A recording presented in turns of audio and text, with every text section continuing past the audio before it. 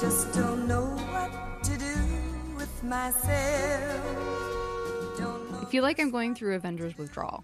How much can you withdraw a day from Avengers? Well, I don't know. What are the limits? I feel like now that Endgame is over, I just like don't know what to do with my life, and I'm feeling aimless. Well, I know what song led us into this segment. Yeah.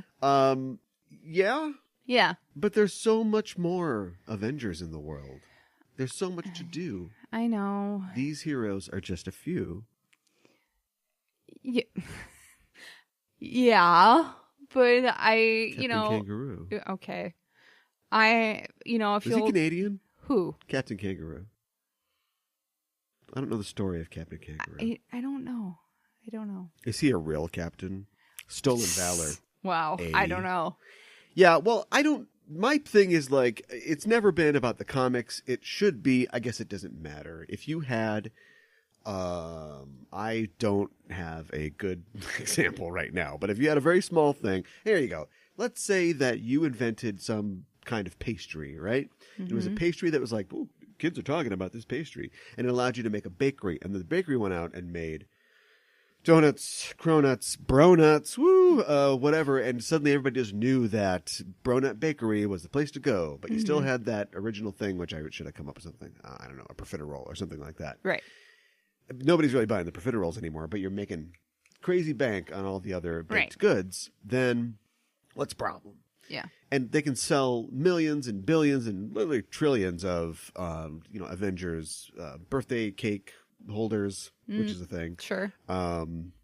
Whatever. Toys, T-shirts, bumper stickers, Calvin peeing on Cap, Cap peeing on Calvin. And it doesn't even matter that there's comics. But if the comics were the seeds, you think you should push people back to the comics, right? One would think. And I think partially, in a lot of ways, letting go of trying to make the movies match the comics or make it a commercial for the comic, getting away from that has got us to this point. Mm-hmm. But also, now that we're at this point, and we're going to talk about it a little later, billions with a B and an S have gone down this hole. Yes. I mean, you might as well try to steer people back to the comics. Right. You got to get some comic readers out of this. Well, one would think. Of all the millions of people that have seen it, the billions they've spent, you could convert some people. This isn't somebody who's going, I loved Passenger 57. I loved U.S. Marshals. And I'm going to check out this Blade. Right. Huh, that was pretty good. Right. I do always bet on black, in fact. It's not just comic people. So, yeah, I mean, get people to read the comics. I agree with you. But they're not doing that. No, they're not. And I don't understand why they're not. Because they're run separately. You know, the comics are run pretty much independently from the films, which are run by Disney, but by, Kevin Feige. Mm-hmm. Yeah. Or Kevin Fieri, depending on how you want to go with that. But if you're looking for something to eat up your time, you ever play a role-playing game? Yeah, sure. You playing one right now? I don't know. Am I? Are we starting one right now? Roll initiative. Yeah, exactly. No. What are you doing? Are you doing a thing? No, I'm not currently playing anything. Why right not? Now. I don't know. Is it because adults didn't work out? Can't just give up their entire whatevers to do whatever? Yeah. Yeah, well, the internet can solve that, can't it? It can solve that for everyone, and there are a lot of online platforms now to allow you to play role-playing games with other neck-bearded individuals. Before it seems like I'm casting aspersions, I'm doing it on myself. I'm a neck-beard spirit. I can't grow a beard on my neck, but I would if I could. And I am currently involved in a game on a site called Rollgate. Okay. That sounds like they're going to keep you out for some reason. It's not Rollgate keeping. Okay. I don't know why it's a gate. All right. Because there's, the gate to adventure. You open the gate. I guess. As long as the neckbeard lets you through. Yeah, I guess. And then you can have an adventure. Mm-hmm. You're thinking not a lot of ladies on Rollgate, huh? That's kind of what I'm thinking. Okay. Well, anyway, I'm going to continue with my commercial that's not a commercial. Okay. Rollgate.com allows you to basically, it's a chat interface with dice and chat tools built in. Okay. So you can put your character sheet up there. Kind of. It's a work in progress. They don't have a real solid way to do that yet, but you are represented by yourself. You can chat to everybody. You can say things as your player. with different emotional like states attached. You can whisper to the DM or to other players if you want to. And then it's got a built-in dice roller as well that allows you to do dice rolls and stuff. Okay, that's cool. Yeah, there's a couple different platforms like this. I guess I'll just go ahead and say some other ones. MRPG, Roll20 is a popular one. I'm liking Rollgate so far, although I guess I didn't know this coming in, but I think it's focused more on storytelling than anything else. Sure. Because it lacks a built-in, and a lot of these are free, but pay to get the extras and the good stuff. Sure, of course. There's a lot of that on Roll20. Rollgate is nominally free, pretty much full function with free, but there's no like maps or anything like that. Now, you don't need a map to play D&D, although it definitely helps depending on how you want to play. If you want to play a storytelling game, you don't really need one. That's true. And now I think I know why my DM doesn't need a grid. Okay. I started this game. Yeah. It's a Pathfinder game. Yeah. I created a new character. I've never tried this class before. It's a summoner. I've never even heard of that class before. Summoner is an arcane spellcaster, and all arcane spellcasters and some divine spellcasters can summon creatures to help fight with them. Sure. Their spells, right? The summoner has an innate ability that allows him to, or her, to summon creatures. Okay. And then the sort of piece de la resistance is you trade some spell levels and development for an eidolon. It's basically like you are a arcane druid, basically. Like you have your own personal summon that is your thing. Okay. So like it's your animal companion, basically, only it's a summon companion. And then as you go up in levels, you get like evolution points, which allow you to give it new attacks, new abilities, and things like that. It's like Pokemon. Okay. And I steered hard into Pokemon because my character is like very anime. He's got like, like this shock of like white hair. You gotta have white hair. Right. It goes straight up and he wears like this scarf, and he's very dramatic. And so I don't know if anybody's picking up on it, but I'm playing him like he's an anime character, like he's Yu-Gi-Oh or something like that. Sure. Yu-Gi-Oh's a guy, right? Yeah. And then his summon is like the god he worships is her sort of patron animal, or like her symbol is the wasp. So his eidolon, his summon is like a giant wasp woman. Okay. So he's like this little sort of anime guy, and then his wasp woman is like this 7 foot tall, like, kind of like bulky sort of built out wasp woman. Sure. Yeah. So all right. Interesting. Yeah. Here's the end of the story. Yeah. So we ruck up, as the Australians say, to play this game, and we start playing, and it's like, you are all on the and then says, sometimes blah blah blah blah. Like, boy, we're paragraphs and paragraphs in here. It's not like I expected to just cleave a goblin skull like first day, but we're gonna get to the fighting, right? Right. That's it's asymmetrical play. Yeah. I mean, unless you schedule a time that we all sit down and chat together, you can just say, I do this, and then you can come back tomorrow. Right. Which, as we hit maybe by necessity it's storytelling, as we hit the combats, it's going to mean the combat takes a week, right? Yeah, I guess. But I just expected, a little more than this. Sure. I'm part of a visual novel right now, and right. I'm not super into it. Oh, okay. All right. I'm sorry. So would you or would you not recommend it? I'm not sure I'd recommend the game that I'm currently playing, okay. But if you are a role player and you want to try something new, or if you're a role player who, like us, can't seem to get a game scheduled with other adult human beings, there's options out there for sure. Okay. Yeah. All right. Try Rollgate. Rollgate. Yeah. Okay. All right. You will know, and the listeners are probably trying to kill themselves right now if they're still listening, but I'll wrap up quick. That my first Pathfinder character was a barbarian, a giant woman barbarian. Giantess. Yeah, yes. Think of like Tormund from Game of Thrones, yes. Without the beard. Right. If she shaved that day. Named Melisande. Nothing to do with the show. No. Had never read the books or seen the show when I named the character, but it turned out that now that's what everybody thinks that it's from. Right. And I played that a long time. Took her very high level. Later on, I ran a Starfinder group, which is the space version of Pathfinder. Yes. I was the GM, and the PCs were all on this ship that was their like knockabout ragtag kind of ship, and the ship was run by an AI named MEL, which was Melson. For anybody who didn't know, I guess you wouldn't know, but which was like, you know, just a floating head basically, and the head was like the head of that first character of mine. I did not realize that. Well, for I guess some reason. Anything else you want to know about the game since it fell apart because of scheduling? I can just tell you all the secrets if you want. I had a lot of secrets going on in it. That'll be a side bonus episode. Yes. And so in this new game that I'm playing, I got the one character. His name is Clavis, and his Eidolon is named Mellifera, which is the genus of honeybees. Basically, it's a technical name for honeybees. I did not know that, but it's Mel for short. Oh, very and nice. She is a large, so you've got that brutish woman kind of thing going. Yeah, didn't never plan it that way, but it just seemed like, oh, okay, I've got a thing. Well, that's it's nice. Good to have a thing. Yeah. What's your thing? What's my thing? I don't know. Do what you want to do. Yeah, I don't know, like stick Japanese things in wherever I can. That sounds terrible, but hi. Yeah, exactly. Yeah, I mean, one of my characters was gosh, I can't even remember exactly, but she was like what is it called? The personification of like the fox spirit that has like the 7 tails or whatever. I can't remember what it's called in Japanese. Kitsune? Yeah, Kitsune. And her name was Kitsune.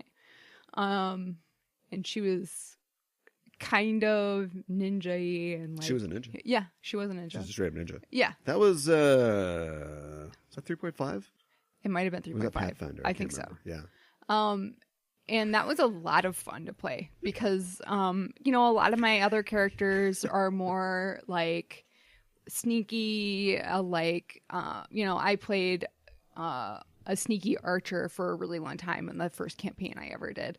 And a lot of my other characters too were just kind of more like in the background, or I'm going to stay far away from you and attack you.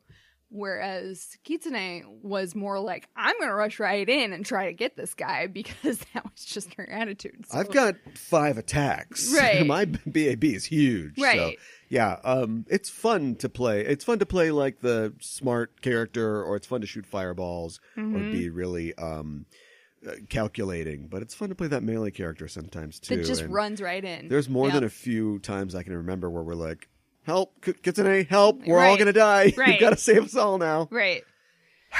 Something Japanese, and then just runs in and kills everybody. Yeah. Yeah. Yeah. It was a lot of fun. Well, it is a lot of fun. Our thing is the Just Enough Trope podcast, which is what we're doing right now. Yes. I'm your host, Caliban, joined as always by my co-host. Hi, I'm Mikan Hana. And we're here to, what would you call this? This is like the Avengers Endgame follow-up show. Yes. We already did a post-Endgame. Yeah, that's true. So this is the continuing. It's like after the football game, Terry Bradshaw and everybody else is like, "Wow, this was great. Yeah, okay. See you. We'll tell you why this is great." And then it switches over to local coverage, and then whoever your local guy is goes on for 2 hours about how they caught the ball real well. Right. That's, I guess, what we're doing. I guess. After all that denigrating talk, we're going to do that. Yeah. So here we are doing that. We're talking a little bit about Avengers today. We're going to cover some of the like ancillary properties of Avengers. Yes. The most successful, it is now official version of Avengers has been the films. But of course, it's been around for a long time and has been spun off into a lot of different things, a lot of different genres. Yes. So we'll be talking about that today. Also, I thought we'd do a little thing where we've been trying to figure out how to talk about Game of Thrones on this show. Because we usually tape it like before it comes on. Right. And without holding the show really late, there's no way to talk about the new episode. Sunday's episode. Yeah. And so I guess we can kill 2 birds with 1 stone. Okay. 2 ravens with 1 warg or something. Right. And just talk about last week's episode. Sure. So that way we don't have to worry about spoilers. That's true. 8 days past. Yeah. You don't want the current episode spoiled, but we'll talk about the last episode. Okay. And so we'll be talking about the Battle of Winterfell. Probably the last take in the world to be made. I'm not saying we're timely with this plan, but we are checking all the boxes for what we want to do. Yes. And we'll talk about some news, of course, as well. How you doing? I'm doing well. Yeah. How about you, Cal? Fine. Yeah. Let me just check my game here. Yeah. When I was a boy, my father was game's still going well. Still same thing. Oh my goodness. I would just want to see if the dice even work. Like, what's a check I can do just for the hell of it? Can you do like a health check or something like that? Health check. Yep, I seem pretty good. No. If you fail that health check, you just keel over. I guess. I think we're starting at a festival, so I could just, I don't know, persuade somebody to give me a turkey leg for 1 copper instead of 1 silver. Yeah, there you go. That works. This is arcade, but it's charisma-based spellcasting. So, yeah, sure. So I could probably do that. Okay. I always end up with these charisma characters. Yeah, you're good at that, though. Powerful skill. Yeah. I mean, I guess while we're doing war stories, and we won't go on forever, we'll get into the news just a little bit. One of my most successful characters was a half-elven swashbuckler, rogue. Let me finish. I know that there's nothing particularly unique about that. But I took a lot of poison damage dumping that con. Yeah. But I tracked my dexterity along with my charisma. I made sure that charisma wasn't just a secondary stat. It bumped up as much as the dex did. Mm-hmm. So half the time I'm disappearing, in a puff of smoke. Right. And then a blade comes out between your pectoral muscles. And you're right. dead. And then we avoided more than like half of the encounter just by me going, so where are you from? Right. Right, exactly.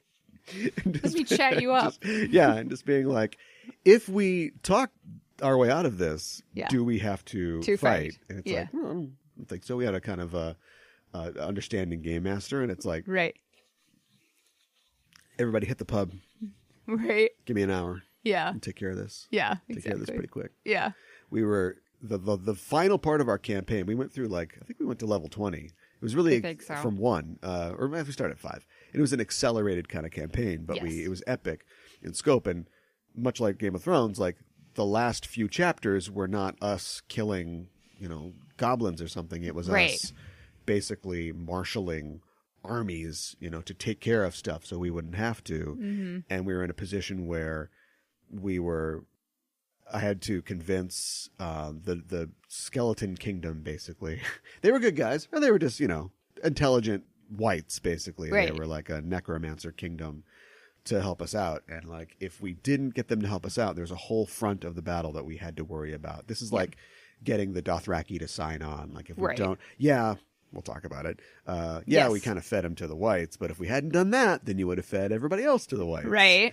So the whites survived because the whites ate. The whites survived because the whites, W-I, ate the brown people. We'll talk about that when we get there. Yeah. But so we had to do this, and there was an undead king, and he had 2 beautiful undead daughters. One was hotter than the other one, and it was like I had to take her hand in marriage to create this alliance, right? And then he would commit his armies and stuff like that. And it's like this is you have to do a high roll, right? This is going to be in the high 30s to do this, right? And bam, natural 20, which is always exciting. Yeah. And I was like, all right, well, I guess I'm the king of this country now. You guys have fun fighting the battles. If you ever come near the house, we'll set the undead dogs on you. But yeah, it's fun. Keep that charisma high. Yeah. The high C. Yes, definitely. Fruit cooler. Let's talk about the news. Well, we have to start with our usual sad duty of reporting who's died recently. Yeah. It's just this is a big one. This isn't so and so was a key grip on Casablanca, and so it's really guys, it's really important. Everybody's important, I guess. Sorry, key grip guy from Casablanca. I didn't mean to shit on you. This is a big deal, though. Peter Mayhew, of course, the guy behind or inside of Chewbacca, has died at 74. Yeah. And it's too bad. It's just he is somebody who had suffered, from health problems for a long time. Yeah. Just part of tall guys get problems. You think it's tough to be tall? Yeah. The world's tallest man died of a heart condition. Oh. Okay. Okay. Why don't you take it? I don't know what to say. I mean, it's really sad. I think he, died too young, but like you said, he had a lot of health problems, so it's not exactly a big surprise that he has passed, but it's still sad nonetheless. And I've seen a lot of either photographs or artist renditions of him joining Princess Leia and R2-D2, who have already passed. So And Harrison Ford. But he hasn't passed in real life. Dead though. inside. Yeah, okay. Anyways. What? Yeah? Yeah. Are you sure? Yep. Nothing else? That's pretty much what I wanted to say. He was scheduled to be at a convention this weekend. I don't know which one. And they changed his booth into a place where people could donate to his charities. Yeah. And kind of write notes to him, in his memory, that sort of thing. Let's not, I don't know how Billy D's doing, but let's not add to this emeritus group for a while. Yeah. Okay? Mm-hmm. Kenny Baker was 80 something when he died. I mean, he was, a small actor, so Yes. it doesn't, his age does not really match up with the other young, fresh faces in A New Hope. But everybody else, any problems pending, even though Harrison Ford's really old too. Yeah, I know. Anyway, let's pause on this, okay? We had a lot of hits in Star Wars recently. Let's just keep everybody around for a while. Mm-hmm. Let's wait to reunite the group. Right. That sounds like a plan to me. Yeah. So, yeah. Lando awkwardly clapping Oh, stop it. with Yub Yub plays. But no. a guy who, just by all accounts, was really warm and really nice. Never heard a bad story about him. I got a friend who... Well, I'm not going to name drop him. I don't know if he wants to be name dropped, but I think we've talked about him on the show before. But he's the type of guy who has a story for everybody. He's met everybody. He's got some crazy story about everybody. Sure. And he posted a story about him meeting Peter Mayhew, and I can't remember what the circumstances were, but Peter Mayhew basically picking him up by the ankles and holding him upside down like he was shaking his lunch money. Oh my gosh! And so he's got a picture of the actor who plays Chewbacca just Wow. yeah, holding him upside down. That's quite the story. But anyway, yeah, just a nice guy, cool guy. So it's too bad. Yeah, it's too bad. Many will be made in your honor. Yes. Sir. Yes. Come on, you do it. Okay. All right. Well, you get the idea. Looking at other Disney news, of course, Avengers Endgame. It's just silly. It's just silly, stupid. This thing is just making so much money. I know. It has passed of Avatar as Yes. the second highest grossing film Yes. of all time. It's blown through $2 billion this weekend. Mm-hmm. And as far as I don't know if we want to do the in-depth, complicated movie money news, box office stuff, but Right. do you know anybody else who went back to see it again? I I know one friend of yours who almost definitely has seen it personally, twice. no. Her chair's always squeaky. But I guess I wouldn't be surprised if I found out somebody's seen it again. But I haven't seen anybody that's seen it again in my feed that I know of or anything like that. But Great answer. I'm sorry. So who's watching it? I don't know. There were a couple of kids when we went to see it who were out of school watching it Yeah. for the first time. that was so yeah, I was a little side eye about that. It's I mean, wow, lucky you. Would you do that? Would you take your kid out of school? I would not take my kids out of school. Okay. No. You would go see it Because my whenever parents wouldn't have taken me out of school. Right. You would go see it whenever and then maybe go see it again with the kids. Yeah. Yeah. Well, so okay, so from exciting news about Avengers Endgame to boring parenting tips Okay. from you and I, would you go see a movie before you took your kids to it? I've heard that that's a thing that people do. Yeah, I guess I wouldn't be opposed to that because otherwise what you have to go off of is other parents saying whether or not it's okay. Yeah, commonsense.com or something like that. Right. I'm sure there's something you could Right.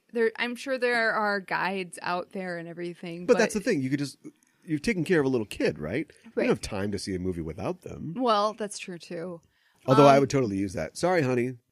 You had fun with the kids, but I have to protect our kids. Right. I've got to go watch this movie. Right. Okay, Annabelle 3. Here we go. Come home.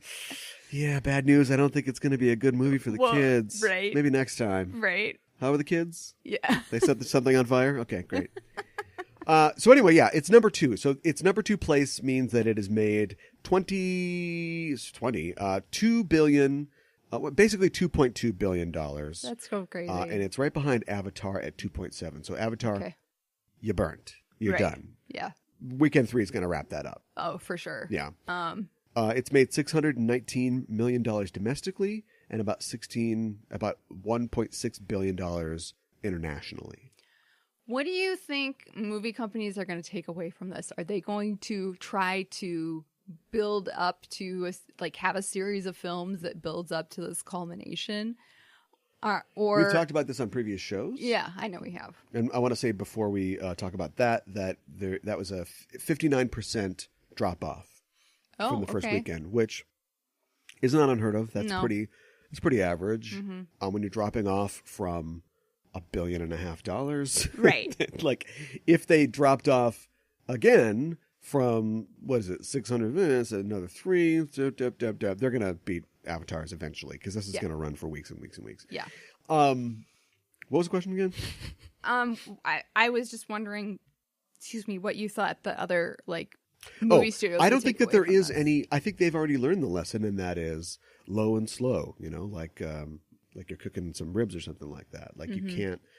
You've had the double example of Marvel patiently taking its time and building something and making mistakes along the way, but keeping the momentum going so that it doesn't really matter.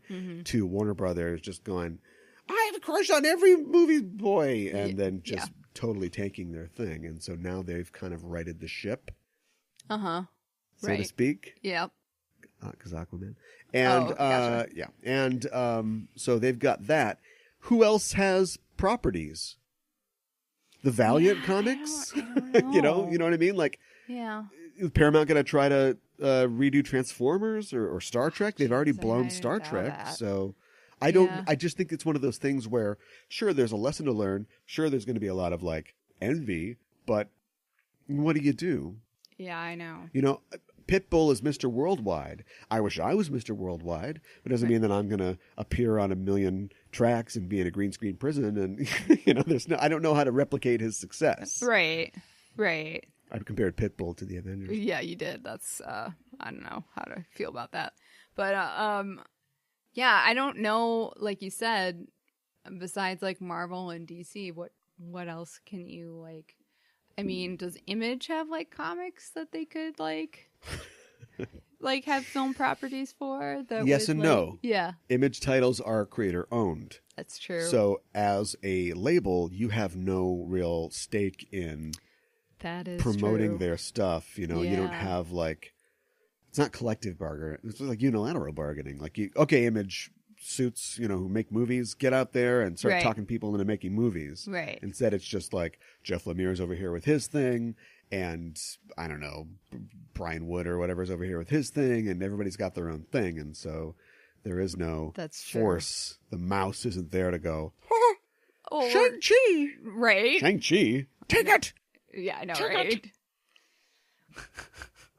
Are you excited about the Shang-Chi film? Don't hit me again with your giant yellow shoe. I know. Yeah.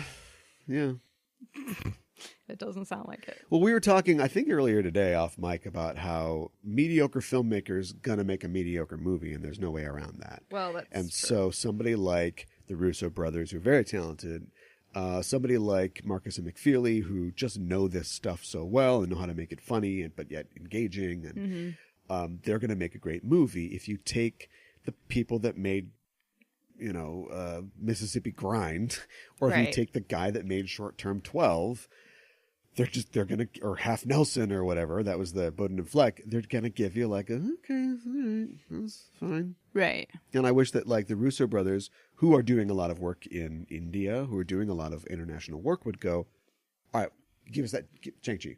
Give us the Shang-Chi. Right. Then we could get an Asian, starring main character in an awesome movie, instead of this indie guy thinks that he can make a $200 million movie, and so let's all see how that goes. Right. Which was the Captain Marvel problem. Yes.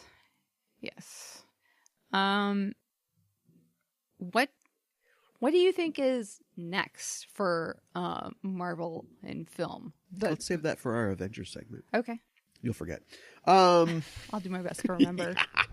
In continuing Disney news, well, actually, you know what? Forget that. Speaking first about these very talented creators who make great stuff, Phil Lord and Chris Miller, remember them? Yes. They have signed a huge deal with Sony Pictures TV. Okay.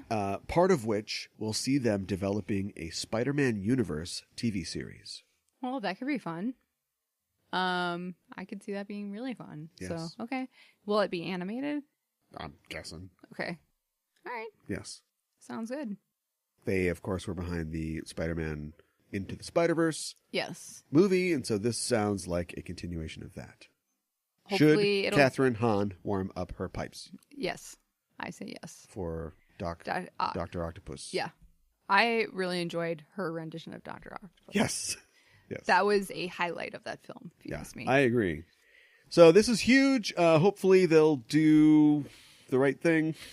Yeah. They Yeah. won't get fired. Yeah. No, I'm sure it'll be fine. I mean, Sony is not letting go. And I think that we talked about wrong lessons. I think there are lessons that are right for one crowd and wrong for the other. And so the lesson that they'll learn from Avengers Endgame making $2 billion is don't ever let go of Spider-Man. Ever. Right. Ever. Right. And for the viewers, I don't think that's the right thing. Because Choice. we're just going to keep getting, it's okay, Spider-Man stuff. For them, I don't know. Maybe it is the right thing. I mean, they sure would like $2 billion as well, even Right. though a couple years ago they were this close. They were a spider web strand away from just selling off the entire business. Right. Yeah. Which I think, I mean, maybe I'm biased, but I think that Marvel should just take it over. Well, but we'll see how like it works you said, with Fox I don't think that they'll let it go. and the Fox characters. Yeah. We'll see how it goes. Yeah. Speaking of selling off entire things, Disney has sold off the regional sports networks they got in the Fox deal to Sinclair Communications Okay. for $10 billion. Wow. So Disney does not want to be in the sports game. This is No, not... that's fine. Be interesting, though. Yeah, I would want... He lit Right. him up. But this is not a surprise. People were expecting this, but they landed on Sinclair. Okay. I don't know much about Sinclair. They're just a media conglomerate. Okay.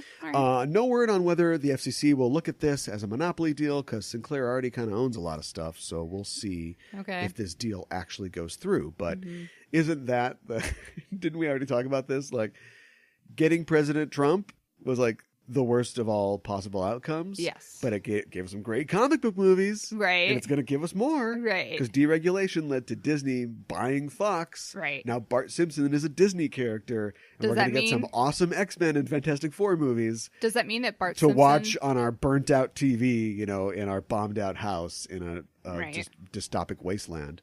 Does that mean that Bart Simpson is a Disney prince now? I don't think anybody keeps track of the princes. Okay. Just Do the they? princesses? Yeah, don't they? Okay. I don't know. I don't see a lot of people. Do you work at the Disney I store? was- I don't was- see a lot of people going. People go like, oh, so I guess Fox bought the distribution rights to Rocky Horror Picture Show, so Frankenfurter is a Disney princess. I don't know. They own MASH now, so Klinger is a Disney princess. Well, I was talking to a friend of the show, Becky Albertalli, who wrote the novel that was based on Love, Simon, and she was like, "Is Other way Simon a around, prince but, now?" Yeah. And you neglected to work your contacts and find out what Catherine Langford's role was supposed to be I don't think she knows in Avengers either. Endgame. Yeah, but if you... Okay, let me just break it down, right? Okay. Woman writes, Love, Simon, becomes a modest sleeper hit. Mm-hmm. Definitely got a lot of press as like a teen gay love story that was just told, quote unquote, straight. Mm-hmm. It's Catherine Langford's first movie role. Yeah. She was in that show that made kids kill themselves. Yeah. But, so it's her first role. She is going to take that text. Do you know what I mean? If the author of the book that was your first movie texts you and goes, spill the tea, girl. What'd you do? Uh-huh. Okay, don't tell anybody, but I was... I guess. then it comes back to you. Uh-huh. You got to learn to work these contacts. I guess. I'm not very good at that. Nobody said you were. Avengers, we're talking about it? Yeah. I guess we're not talking about it yet, but I did want to mention that the TV spots are just going ham on spoilers now. Just forget it. I know. They're like, if you haven't seen it now, too bad. Like, we're just going to spoil You had it a for week. you. Yeah, exactly. It's probably fair. Yeah. I think the Russos were talking about like 2 weeks because Uh-huh. they've been big on spoilers, but I mean, Right. if the company just has a spoiler I know. in their trailer, the TV spots. nothing you can do about that. No. Talking about other big deals, it looks like Amy Pascal will be ending her time with Sony, and she now has a Universal first look deal. So, Oh, okay. looking to change the quality of the bad movies that she makes.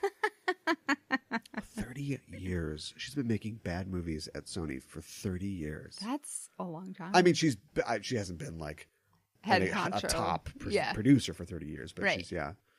now she's going to go make bad movies at Universal. Universal. Yeah. Good place. Good place for her. A lot of bad movies at Universal. Oh, A lot of people not doing real well. Yeah. It's hard to point at any studio that's really killing it except for Marvel. I know, right? Yeah. Well, speaking more about Marvel and their TV side, it was announced that there will be a Ghost Rider show Yes, I heard featuring about this. Robbie Reyes coming back to the role of Ghost Driver when he was on Agents of S.H.I.E.L.D. Okay. And Gabriel Luna, the character's Robbie Reyes. And Hellstrom will also be a show. Now you Yes. go, what's Hellstrom? Right. He's Hellstrom, son of Satan. Well, wasn't he a character on Ghost Rider? Well, he's a character. So we've talked about the, what is it? Like the Marvel side of, blah, blah, blah. The cosmic side of the Marvel universe that they're looking to tap into. Mm-hmm. I think it was revealed recently that Marcus and McFeely actually entertained putting the Living Tribunal in Avengers Endgame. Yes. Which is like, okay, but it seems like it's right out in the open here. Where's the Watcher? You own Fox stuff now. You own the Fantastic Four. The Watcher should be here to see this everybody huge fight battle. everybody, right? Yeah. Make sure it goes okay. Or just to watch. Right. Sworn never to interfere. Right. I'm doing the Kirby hand, but you can't Yes. see it. So there's also like a darker side, like the whole satanic panic of like the 80s was kind of a response to a lot of things, but there was a whole like Ronnie James Dio devil kind of ghosts and goblins thing in like the 70s. And so out of that came Satana, Mephisto, Hellstrom, or Hellstorm, son of Satan. These whole sort of anti-hero characters who are like, yeah, so extreme, throwing up the horns and that sort of thing. And that's tied into stuff like Ghost Rider, who is himself a demon, the spirit of vengeance, and that whole angle. Do you think that'll ever make the screens in this crazy Christian country? I don't know. That's a really good question, especially with the mouse behind it. I don't know if they like Hail Satan! Yeah, exactly. Aren't these going to be on like Hulu too? Hulu. So they don't really want it associated with Disney Plus.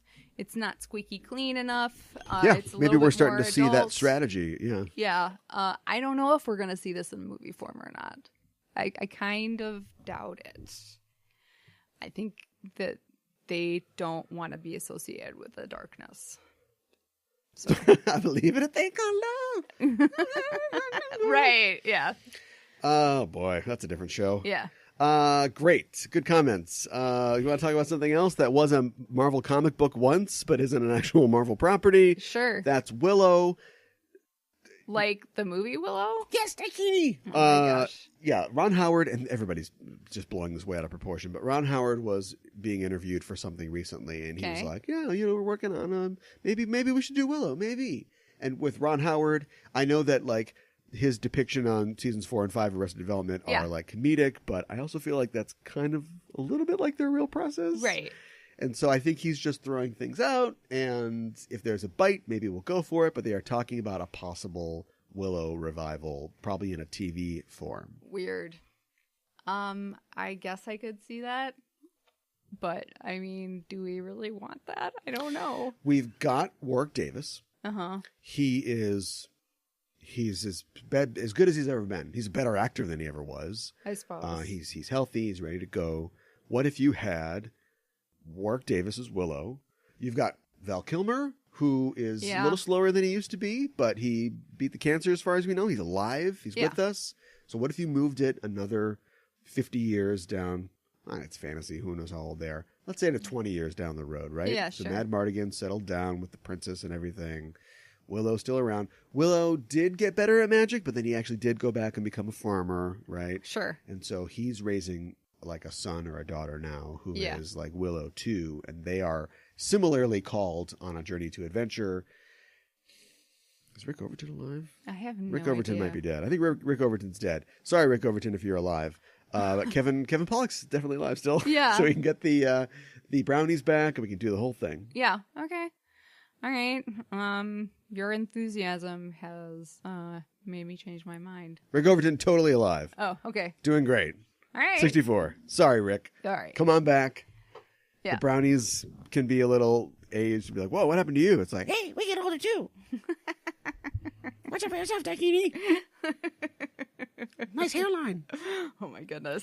Let's actually one more story before we get to the real blue, horridly furry, disgustingly toothed elephant in the room. Okay.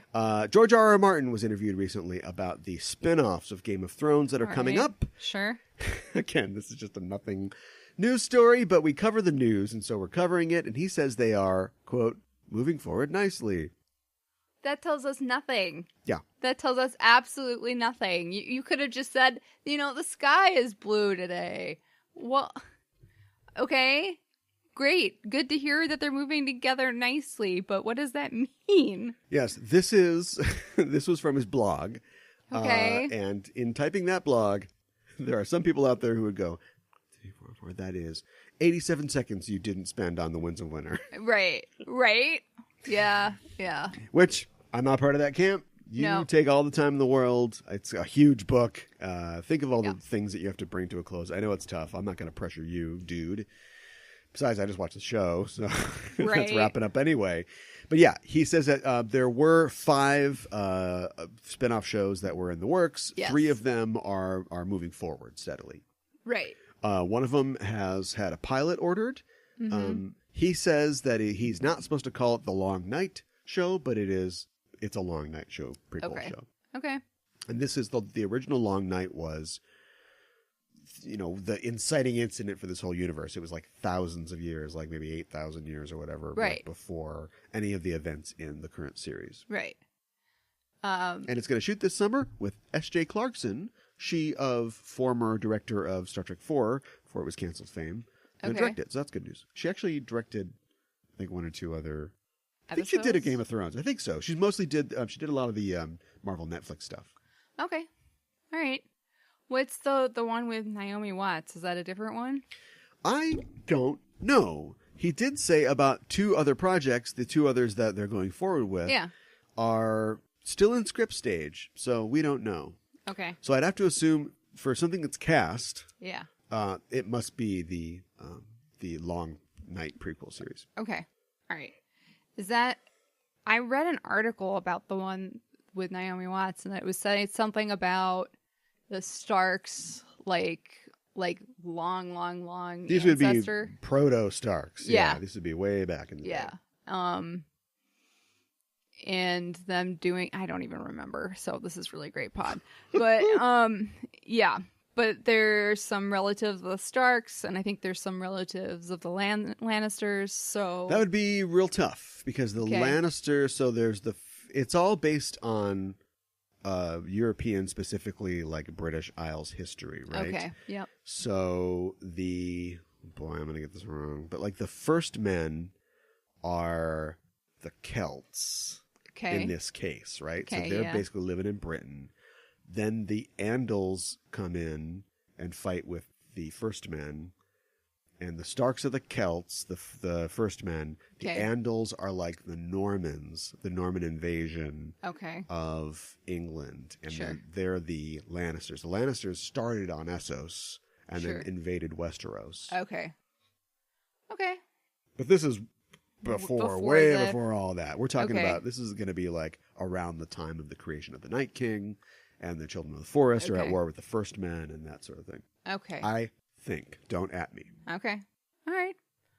Well, I'm kind of curious to see what the spinoffs are going to be like and if I will like them or not. Yes, and if you want to know more, Martin himself specifically said that you could buy Fire and Blood, his sort of side quill novel about it's a history of the Targaryens in Westeros, basically. Okay. It gives you background on them leading up to, the Doom of Valyria and that whole thing. Okay. All right. Which, that's Sounds the show I good. want to see. Yeah. Nothing against The Targaryens. the prehistory stuff, but I want to see, because so many of these plot threads and like when they talk about historical things in the show go back to the Norman invasion, basically. Go back to the Targaryens, invading Westeros after the Doom of Valyria and all that stuff. Their old home blew up. They need a new home. Right. I think. I would watch that. So, yeah. I can't read any of these. No time to read. I know. What's the last book you read? Oh, you read all the time. The last book I read was probably 2010. I haven't read a book in so long. That wasn't Star Trek related. Yeah. Last story. Okay. Do you know? Gotta go fast. No. Do you know? Just horrifying human teeth Oh my gosh. and lace-up shoes. You know he has lace-up shoes. Oh, I know. And you know what you're how he talking has a about now. crotch. Yeah. Yeah. All of these things contributed to the immense fan backlash to the Sonic the Hedgehog movie trailer, Yes. featuring ya boy James Marsden. Why James Marsden? Why? No, I just feel like he can do better. He could do so much better. I know. So I just don't understand why he chooses these films. He doesn't. Well, I mean, I guess he has to say yes, but, Yeah. Get a better agent. I know, right? Field better calls, read better scripts. Yes. Why are you acting opposite another CGI character I in know. what is destined to be a flop? Exactly. Or hop, sorry. Said that wrong. Yeah, so this has come out. Sonic, I'm not even like a huge Sonic fan. Actually, I am a huge Sonic fan. Okay. Kind of. Okay. I was a Genesis boy growing up. Not really a Nintendo boy, girl. Okay. Nintendo dude. Sure. Genesis dudes. No, the PlayStations were the dudes because it was like, that was the attitude. Genesis right. was nerds. Nintendo freaks. Wow. Okay. You got no. I got If your nothing. partner can't add anything, the bit's not going to get better. I'm So sorry. move on. I was a Genesis guy, not really a Nintendo guy. So I did have a lot of affection for Sonic. Sonic 2, like a lot of 2s, Resident Evil 2, Mega Man 2 was one of the best games of all time. It's an amazing game. I like Tails okay. It's not my favorite, but Sure. it's an interesting mechanic to add. And so, yeah, I do feel like I have a feeling of how Sonic is supposed to look. Now, Sonic, as Sega sort of collapsed as a platform, it's Right. still sort of developing games. And so there's been a lot of Sega games on other systems and stuff like that. And they've been not really great quality. People keep trying to change the formula of Sonic. And the formula is you go fast Right. and you get rings. Right. And so, but I don't know. But his design has remained fairly consistent throughout all of that. Why not just put that on the screen? Yeah, I don't understand why they decided to change it at all. Yeah. I don't get it. He has 2 eyes. Sonic just has 1 eye. He's got like a goggle eye. Yeah. He has no crotch. His legs just start at the bottom of his body. Yeah. He's got gloves on. He wears like these big kind of Mickey Mouse sort of patent Right. leather shoes. Yeah. It's easy. Yeah. I know. Why this? Why change it and make it Why horrifying? give him human teeth I know. and tiny little eyes? I know. And a tiny little nose too. It's weird and creepy. So it's and- immediately been announced in like one weekend this took for the director, Jeff Fowler, never heard of him, to come out and say, we've heard the fans and we're going to work on it. We're gonna redesign. Yeah. Yeah. They've got time. I guess it's, November is when the movie's scheduled to come out. I will be. I don't know. Let's address the horrifyingly toothed elephant in the room, which is, do you think that this is some kind of conspiracy? I've heard this on the internet because nobody can just take for granted that Paramount made a bad movie. Yeah. So therefore, this has to be something where in order to generate buzz for the film, they released a Bobo version of the character they never intended to use, and they've got like the good one like all ready to go. Let me introduce you to my friend Occam. He's noticing that you need a shave. Yeah. I could honestly believe it. You know? You can? Yeah. We just went, okay, forget it. Occam, you're not needed. Well, I'm just saying, like, I could believe it because, like, you want to create buzz for your film. But at the same time, like, why wouldn't you just put the correct version out there? Hop.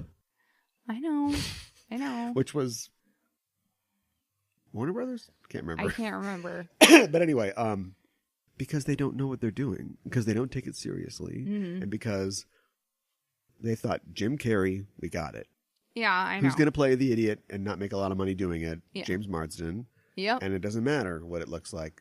Go crazy with it. Okay, well, I'm going to give him a crotch, because mammals should have crotches. Yeah, I don't know what they were thinking. Yeah, I think that it's totally implausible. I think the most believable thing is that Paramount made a bad movie because it's happened so many times. All right, sure. So how much they'll change, we don't know. Right. But what'd you think of the trailer? Having no connection at all to the Sonic universe.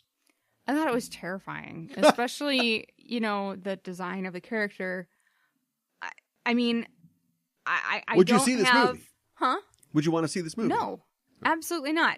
I never played Sonic. I don't have like are missing out. I don't have like a huge connection to the character, but I did grow up when he was really huge, and I do remember seeing his picture everywhere. So to see the design that they came up with. What do you think about the jokes in the trailer? What do you think about the story of the trailer? I just didn't think that they were that funny. I thought there were like a lot of sight gags from Jim Carrey, who, you know, I mean, haven't seen nothing yet. He's a funny guy, but it's not.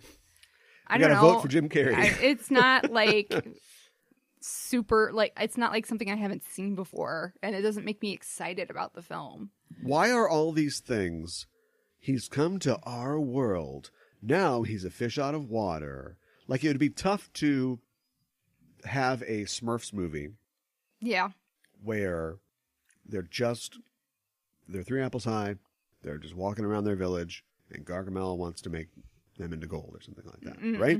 So what do? You cast Neil Patrick Harris, America's Sweetheart, and you bring him to the real world. And I call it the, and I know it happened before this, but I call it the Masters of the Universe problem. Yep. Remember that time that He-Man was trapped in a pawn shop? Yeah. With the principal from Back to the Future? Yeah. No, he's like on Skull Mountain or whatever, and he's throwing things around, and he's punching a guy with a skeleton face. I know. None of that is anything. I know. And so now, why isn't Sonic hanging out in the Green Hill Zone or something like that? Why is he... Oh, he's on Earth. Because he needs to save Earth for some reason. Right, and then the military guys are like, we gotta call in the best to get him. Yeah. Why is that the first thing they go to? I don't know, because they didn't know what other story to write, I guess, because they're like, well, he obviously needs to come to the real world. It's less money to animate just a character instead of making like... But that isn't true, though. It's actually way less expensive to just make an animated film, right? Than to like get sets and hire a crew and slice bagels and everything. Well, yeah, you could just make this a fully so. Animated feature. Yeah. As long as you're a Lego Batman, if you will. Right. A Teen Titans Go to the Movies. Yeah, exactly. I don't know why they didn't do that. And you could have even had him do like a fish out of water type thing with an animated thing if you really wanted to. The SpongeBob movie has live action sequences, like with David Hasselhoff, right? But then it's got... I haven't seen it. I haven't seen it either. Okay, never mind. I'm out on a limb here. But sometimes on that show, too, I think that they would have live action sequences. Yeah. But it was not all the time.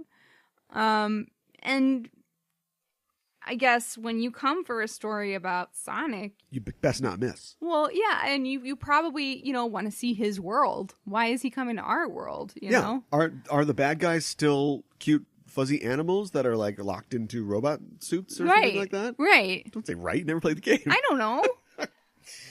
Gotcha. Yeah. Yeah, I weep for the Sonic film. It's not like I really cared.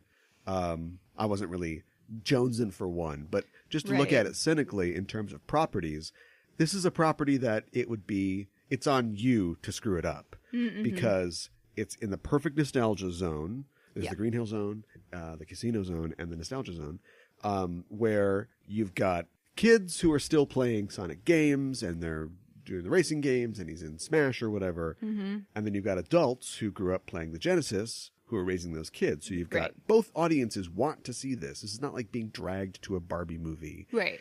And yet the adults are mad. The kids are like, what's that? It doesn't look like Sonic. I know what Sonic looks like. Right. If kids think that way, they probably don't. Well, but Kids they are might dumb. be like, Lesson. why Kids is are Sonic dumb. scary looking? You know? Daddy, no! I don't want to go to that movie. Kid doesn't like rings anymore. Threw out the ring toss. Oh, man. The doorbell. Yeah. That's deactivated. Yeah, Kid exactly. cannot take a ring. Never get married. Well, let's talk about the Game of the Thrones real fast. 82 minutes or something? Something like that. Very long. The Battle of Winterfell Yes. does what it says what it does. The final confrontation between the Whites and the Night King versus the living, our heroes, who are holed up in Winterfell to do this down, do this jam. We got a slam. No. What do you what'd you think? I really enjoyed it. I think I heard somewhere that it was Hotter than that. Well, that it was like the longest fight scene in a TV show in all the history of TV shows. It was a movie, basically. There Well, are movies that are was. shorter than 82 minutes. Yeah, I mean, it was like a long fight scene out of Lord of the Rings, you know? Yeah. I would liken it to that. They used, the Battle of Helm's Deep as a reference for a lot of stuff. Yeah, I'm not surprised about that. Which is like, why? Yeah, well... I mean, sure, like, steal from the best, but right. I don't think was the Battle of the Bastards, like, really big? Yeah, I bet wasn't there, like, the Patriot or something had, like, a long scene that was just inside the battle, or... Probably. I don't know. Why does TV always have to steal from films? Do something new. Well, yeah, I agree. And I feel like they did a couple things that were new or were interesting. I was not expecting to see Melisandre, and yet she came out of the darkness. Like, how is she not attacked by the Whites? I don't know. Whatever. She's a sorceress. And she lights their swords. I think it's only the Dothraki, though, and then we see them go, and then they just disappear. I didn't like it. You didn't like it? No. Why not? I thought it was an 82-minute waste of time. Really? Yep. Why did you feel that way? Because nothing happened that we didn't really expect to happen. Okay. There were a couple cool moments. And as far as the tactics go, people are like, why'd they do this? Why'd they do that? I don't really care about that. We've seen that some of these people are dumb. And some of like the best, like Robb Stark was like a great tactician. Like he was good at fighting. But he's dead and has been dead for a while. All the idiots are left. The best swordsman in Westeros has only one hand and it's not the right one. Right. Literally. And so I'm cool with them doing dumb stuff, but there's so many dumb things. Like, to me, it just proves that all those boring years that we spent watching the Khaleesi in Essos were worthless. They came to nothing because you wiped out all the Dothraki, all the not white characters, in one fell swoop. You clearly never had any plan for them. I guess by extension, all of Daenerys' scenes were just a waste of time. I mean, I kind of felt that when she was like hanging out with the guy with the king, Vault King or whatever. And, and she was just doing like, oh, now we're going to go back to the thing and with the wives and all this and all the other things that she was doing and the maesters and all their masters or whatever. Right. It always just seemed like, what's the point of all this? It could be this side story that shows us how she is training to be a good leader. She's making the mistakes, but learning from them. And it was never written or, acted in a way that really compelled me. So I thought, but this is all leading somewhere. But it's not. They all died. Nobody even remarked on it. Yeah. All the Unsullied died, basically. Nobody really remarks on that. Grey Worm's still alive. Yep. Somehow. Because he's got a name. Yep. Yeah. And he's got a connection to another character. I was actually surprised he survived. Yeah. To be honest. I have also heard that opinion on the internet a lot. But they're all dead. So who cares? And it just that's frustrating. Okay, so here's something I stole from the internet. I did see a thing that was like, their tactics suck. Why are there trebuchets in front of the troops? The whole point is having guys protect the trebuchets so they can keep on fighting. The second the whites reach the trebuchets, the crews of the trebuchets go, let's get the hell out of here. And then ain't no more throwing stones. Well, that's true. Which don't do anything anyway. Right. Also, if you have like a trench, you put the soldiers behind the trench. Like, come over the trench one by one. Then we'll just stab you where you are. I know. Instead, we're in front of the trench. We're getting wiped out. Now you got to pull the thing so nobody can get over the trench and goodbye Unsullied. Like, all that was dumb. Right. It was just dumb. It's like, who's running this battle? But I said I didn't care. Yeah, that's fair. I think the fact that Arya kills the Night King was awesome, but it literally was a decision made by Benioff and Weiss. Yes. Because they're like, we don't know. We have to have her do something. Mm-hmm. And it's like, fun. So I'm, in a non-Last Jedi kind of way, I'm cool with you subverting expectations. But if the entire show has been 7.5 seasons building up to who is the prince that was promised. Right. And then it's just like, oh, it's just a girl. It's got a dagger. Yeah, I know. It's like, okay. Well, and we watched the talk after the show too, and they said something about how he had to be killed with Valyrian steel, like Dragonglass wouldn't have done it or something like that. He was made with Dragonglass. Yeah, I know. Who cares? I guess. Supposedly the hilt of the dagger was made of Dragonglass, the same Dragonglass blade that created him in the first place. Okay. And I'm like, oh, that's all interesting stuff to tell me after in the show. featurette after the show. Yeah. I mean, if it's not on screen, it's not important. Well, I struggled to know what Jon was doing the entire battle, because he's supposed to be like, I'm not saying he's like his brother Rob or anything, but he's supposed to like be a good fighter. And he was. He fought hundreds of whites. I suppose alone. he did. Yeah. But I mean, like, I don't know what the show is trying to say or where it's going at this point. Because if I'm of two minds on this, and whenever you see a think piece on the internet, you can't write a think piece, I'll tell you from experience, although I think I've done a pretty good job. You can't write an encompassing think piece. You have to take, this take is hot. Mm-hmm. Be careful. Right. You wear gloves. And so the takes are, what a waste of time that Arya killed the Night King, or that was it. It wasn't like a multi-stage. I know it was 82 minutes long, but like, we worried about the zombies for 8 years. I know. For him to just go down, and now that's all over, and now we're just going to go fight a drunk queen. Who doesn't have elephants? Come on. I know. And my thing is like, yeah, but my problem is, I'm okay with them wiping out the existential threat if the show is really about families in conflict with each other and the nature of being a ruler, like being a good ruler, being a bad ruler, being responsible with your power, and that sort of thing. Mm-hmm. But I don't know if the show thinks that it's about that. Because for 7 years, it was about ice zombies, right? Right. So what is it really about? Yeah. Well, and I'm fine with Arya killing the Night King. And I'm fine with her coming out of nowhere. I guess I was a little frustrated with like Bran during this battle. Like, what is he supposed to be doing? And like supposedly he's warging and he's going to do something important, but he doesn't really. And well, the whole thing is, when the show does something you don't understand, if you have faith in the show, you don't worry about it because you know it's going to be something cool later. But if you don't have faith in the show, you go, they didn't know what to do with Bran. He's not going to sit there and like, so Theon, how do you pee? Like, they're not going to have a conversation. Right. So he just wargs, right? Yeah. Then we see him do nothing except for like, early on he controlled some ravens. Right. Which just strap Dragonglass to the raven's wings and they can just slice whites. Come on. You're not even thinking about this. Right. Or put a Dragonglass helmet on the horse. Give him some Dragonglass knee pads or something. That would have been interesting. But if you trust the show, then you go, okay, well, that's important. He was TiVoing the past. Right. Because he already knows what's going to happen. He's like Doctor Strange. Yeah. He can't tell us, but he knows. Right. So he's TiVoing the past because he's like, oh, we're going to win this. It's fine.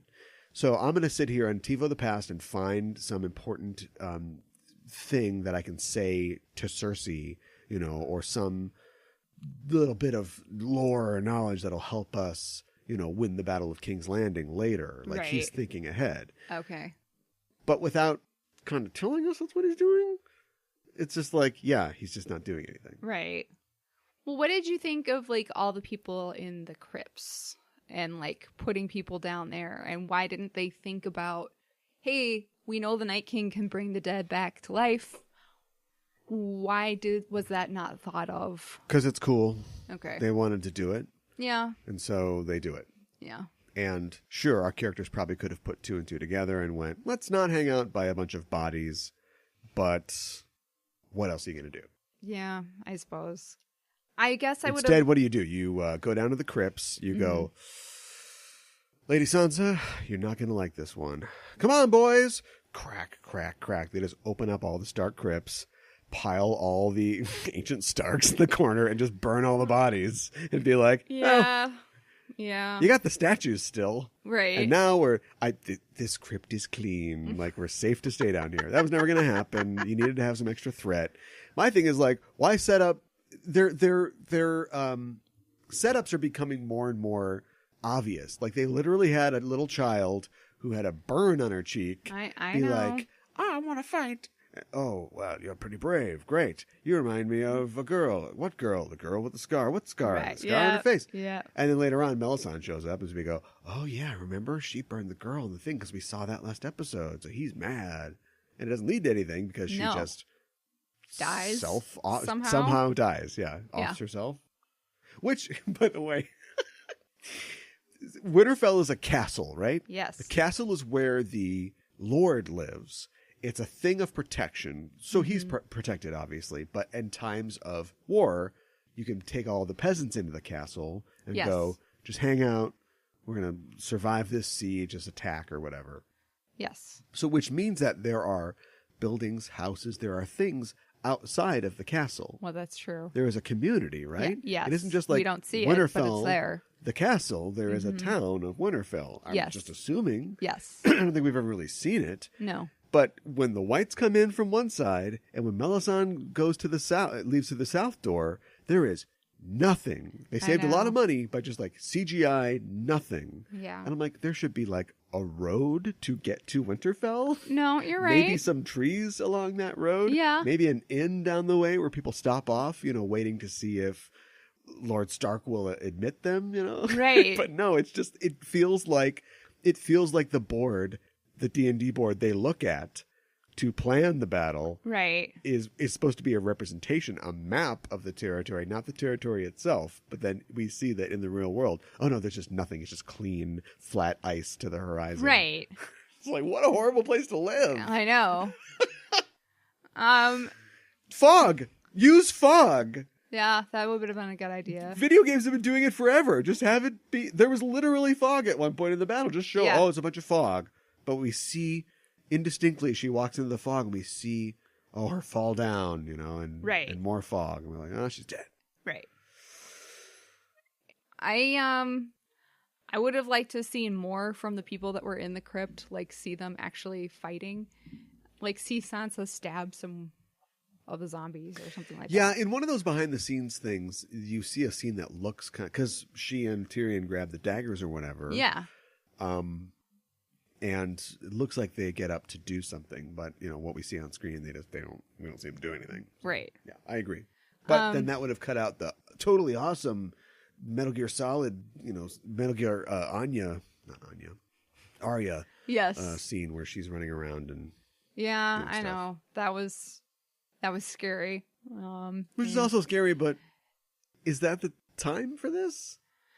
We're talking about like you've promised us like one of the biggest battles in the show. Do we want to take 10 minutes and have her run around a library? Apparently we do, because I mean, it was cool, but... It was cool. I mean, we want to see what happens to this character, and we're afraid for her life because the show has taught us that your favorite characters are never safe. She's not going to die in the middle episode. I know. Right there. I know. She's no Beric Dondarrion. Yeah. So everybody was lost. Yes. No big losses. Yeah. Theon's arc over. Yeah. Beric has been living and dying for this moment. Yes. So mission accomplished. Mm-hmm. Oh, Ed. Poor Ed. Yeah. But it was time to go. Lyanna Mormont was probably play of the game. Yep. For sure. And of course, Jorah died doing exactly what he wanted to do. So. Yeah. So it seemed fitting. Yeah. Yeah. It's kind of amazing he held on as long as he did. So, like, fighting all those whites with Daenerys. I guess like having had grayscale doesn't like give you like an AC bonus or something like that. No, I don't think so. Maybe it does. I mean, he lasted a long time. He Literal stone skin. Yeah. There you go. Yeah. So final verdict. I still feel like I liked it. I guess I had wished there were more like actual character moments within it. But I liked the ones that we got. I do think that Arya... You thought Brienne was going to die for sure. Well, I actually thought quite a few more people were going to die than who did. I thought Grey Worm was a goner for sure. I'm kind of amazed that he's still around. I'm not sure what we're saving him for. Maybe the big battle at King's Landing. I don't know. Yeah, it's going to be real affecting when Bronn kills him or something. Yeah, I don't know. Yeah. Yeah, I know. I don't think Bronn is going to kill either Tyrion I think or Euron Jaime. Greyjoy is going to take out a lot of people. Yeah. You know what I mean? I think you're probably because he's right. going to go, second to last episode or last part of last episode. We're gonna. It has to be one of those. You didn't stab him enough times. Do it again. Yeah. Put him in a meat grinder, feet first, and to get us to that point. I mean, he's already terrible. He is. But we need to. It's a Ramsay situation. It's a situation where it's like we're gonna make a man into Alpo, and you're gonna clap. Right. And I think they need. Right. They don't have a lot of time, but I think they're gonna try to speed up to that by having him kill Asha or Yara. I was going to ask, do you think Yara's going to come and fight King's She can't Landing? be gone from the show altogether. Yeah. All right, my final thoughts. Don't let me give you the wrong impression. I'm enjoying it. Like, I like it. I just feel like should be better. I feel like we've set up more than this. Yeah. It would be like if you took thousands of dominoes and you set them up in this like amazing, pattern, the whole thing, and it's all set ready to go. And then you just like dropped an elephant on it. Oh, dominoes just went everywhere. Yeah. Like, whoa, dominoes are flying. Yeah. I thought we were going to go zzz, and they were going to go up the ladder, down the stairs, they're going to go around the thing. We're going to do that. Instead, they're just like sweeping all the dominoes away. And I guess there's still spectacle there, but it isn't the sort of designed, intentional sort of thing that I expected. Well, and like the spiral things that were like the White Walkers, like we're never going to find out what those were. But I guess there's some questions still that like I have about the whites, and they're just gone now. So, I guess we just don't think about them ever again, but. Or do we? Yeah, I don't know. We'll find out. Yes. In future weeks when we talk about future episodes. The Avengers!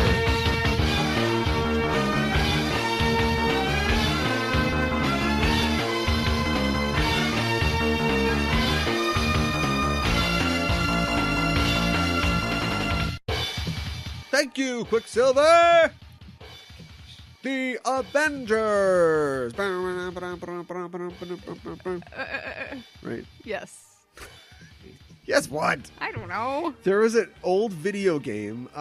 It might have been Capcom, but it was in the style of the old Capcom beat-em-ups, the 4-player cabinet. Mm-hmm. And it was like this Avengers game. And so the Avengers run out. You've got Iron Man. You've got Vision. You've got Captain America. And I think Hawkeye. Okay. And it's like, one of these guys probably shouldn't be here. And probably should take one of the other ones with him. Yeah. But anyway. Right. And it's just had these like weird kind of Englishy type stuff. Oh, it also had like voice clips, which even at that time was somewhat new. This is in like the early 90s.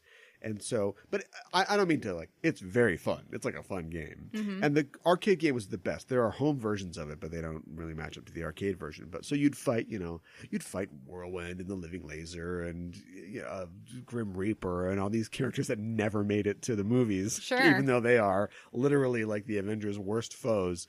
But it's just like fun. It's like a fun reference thing. Quicksilver would run by and like drop pickups, but he's not like a playable character because how would you do that? Okay. And they'd always go, "Thank you, Quicksilver!" And then like whenever like Captain America loses all his life, and then it's waiting for you to put more coins in, he's like, "I can't seem to." Oh my gosh. Wow. But of course, we know that in the film Avengers Endgame, somebody put some quarters in because. Yeah, I know, pulls right? that shield back on. Yes. It's gonna get in there. Right, exactly. Yeah. Kind of reminds me of what Pierce Brosnan like taking hits in films. I want a GoldenEye. There's already a great GoldenEye video game, but I want a 4-player GoldenEye beat 'em up. Natalia, Bond. Yes. I don't know why I had to reach for Bond. The Joe Don Baker character, who is, I believe, named Jack Wade. I'm not sure. I'm not sure. Well, why would you know? I don't know. And then Anna Top. I don't know why she's fighting with our heroes, but it'd be fun to play Famke Janssen. And so they're just running around, old style, pick up a oil barrel, boom, hit Boris with it or whatever. Yeah, and then like as the numbers are counting down to put more tokens in for Pierce Brosnan, he's like, "Pooh, pooh, pooh, pooh." That would be awesome. Give me quick. Give me some money. This is horrible. This man is being eviscerated. The tank level. Yes. This is a great idea. Yeah, it is a good idea. Screw N64 GoldenEye. I want a 4-player Final Fight style beat 'em up. Yes. There has been a lot of video games of the Avengers and a lot of spin-off media. This is like, you have to imagine. When did it start? When did it first begin that somebody was like, we could sell something Avengers? that wasn't like a thing? Yeah. I read old comic, even in the 80s when I was like a kid reading comic books, they'd have send away for an iron-on transfer to put on a t-shirt. Remember iron-on transfers? Yes, I do. Yeah. I think you can still get them, but they're like made by like an t-shirt artist suppliers or an artist on Etsy. Yeah. But this was just like you would get, I don't know, we got a Chinese factory to make some Spider-Man heads, and then you can put it on your own t-shirt. And the t-shirt has white body, colored arms, baseball jersey shirt, right? Oh, yeah. But now there is something for everything. And I just wonder who the first character was, or what the first year that somebody went, wait a minute. Yeah. What if we did this? I know. Now that's all it is. Yeah. Now you do it expecting it to be that. Yes. Now there's a phrase called toyetic. How toyetic is this idea? Huh. Does that mean like how many toys we can make out of this? Can we make a toy out of it? I see. Yeah. Okay. Now things get cut out and cut down because, for instance, boys research shows, I guess. I didn't have a problem with it. Lady J was one of my favorite G.I. Joe figures, but boys don't want to play with girl characters. And so maybe we just won't make a Widow figure. Right. Which sucks. It's not cool. Yeah. For a lot of reasons. I guess Hawkeye could just throw Barbie off a cliff, but oh boy. Yeah. But anyway, so this has long been the end point, the raison d'etre for a lot of these characters. Mm-hmm. I guess, which is a cynical idea, but it's true. And to that end, we have been ourselves swimming in a lot of this stuff for a while. Mm-hmm. And I thought we'd just talk about some of the ancillary properties, some of the things that you get to, some of the things that we like, really, about ancillary Avengers properties. Mm-hmm. That sounds good to me. Not the X-Men. No. Not Spider-Man. No. People talk about how it's funny that, like, nobody knew who Iron Man was before. People knew who Iron Man was. He wasn't as big of a character, right? Because before the films, right? Because we had been in the 90s and 2000s when the X-Men were it, you know? And before that they weren't it. Like the X-Men were canceled, like in the late 60s and brought back in the mid 70s. So yeah, like we've got the Avengers who were the Iron Man of teams, basically. They had always been there. Right. But they just weren't, I don't know what it was. They didn't have the same flash. They weren't modernized necessarily. They weren't what modern kids or comic book readers wanted to see. I think the thing about the X-Men, I'll just say this real quick, is that, you know, they had these built-in character flaws, and so they were, even though they were like superheroes, they were somewhat relatable. Whereas maybe, you know, a billionaire who makes an iron suit is not necessarily super relatable, or a super soldier who was frozen in the ice for many years and then was de-thawed is not as quite as relatable. But I think the films... they all came out around the same time. That's true. Except for Captain America, came out in the 40s. Yeah. And their popularity tracked with their relevance to what was going on. Mm-hmm. So like I said, the X-Men were canceled in like the late 60s. Right. And came back in the 70s when suddenly it's my happening and it freaks me out. And youth culture was becoming bigger, and like the idea of a teenager as a market basically was becoming a real thing. And suddenly a bunch of teens who were disaffected and like had cool powers were there. Captain America went away in the 50s because nobody cared about him this beating jingoistic Nazis? while he was fighting communists. Oh, I see. Yeah. And then he came back in the 60s because Stan Lee was like, what the hell, let's do it. And I'd argue at the time in like 63 or 64 or whatever, you know, with the growing conflict in Vietnam, and also the idea that, you know, the great man theory where it's like, well, this guy deserves all of his money. He's going to tell us what to do. He's an industrialist. Okay, he got there somehow. Right. He got there because his parents were in a car accident. I know. And they stole but anyway, weapons. Yeah, right. That's how he got there. Yeah. But yeah, like somebody comes along, like Len Wein comes along and goes, no, we're going to do it different. The X-Men are going to be, they're not kids anymore. Now they're like young adults, and they're weird, and they're running into all kinds of stuff. And there's like, it's not just 5 white kids, it's a whole colorful cast of people, because that's what we see in our lives and what we want to see. And right. So yeah, I think their relevances sort of wane and wax over time. I would, yeah, that seems to flow. And I think that what you're saying too about like the different wars that we were fighting, you know, that Captain America would still be made relevant. I think that that's true, and that he represents America. And but even what that represents changes. That's true, because he's a fully jingoistic character in the 40s, and then he comes back in the 60s, and it's just kind of a guy until the late 60s. Protests, civil rights movements. Right. He watches alien who looks like Richard Nixon shoot himself in the face in the Oval Office. Right. You know, like, right. And around Watergate, we were all like, yeah, man. Thanks, Mark Grunwald, or whoever wrote that. Right, right. And then I think that experience like traumatizes him quite a bit. Yeah. Yeah. But I think, you know, over the years, they've found ways to make the characters more relatable, and to, you know, show their vulnerabilities as well as their strengths.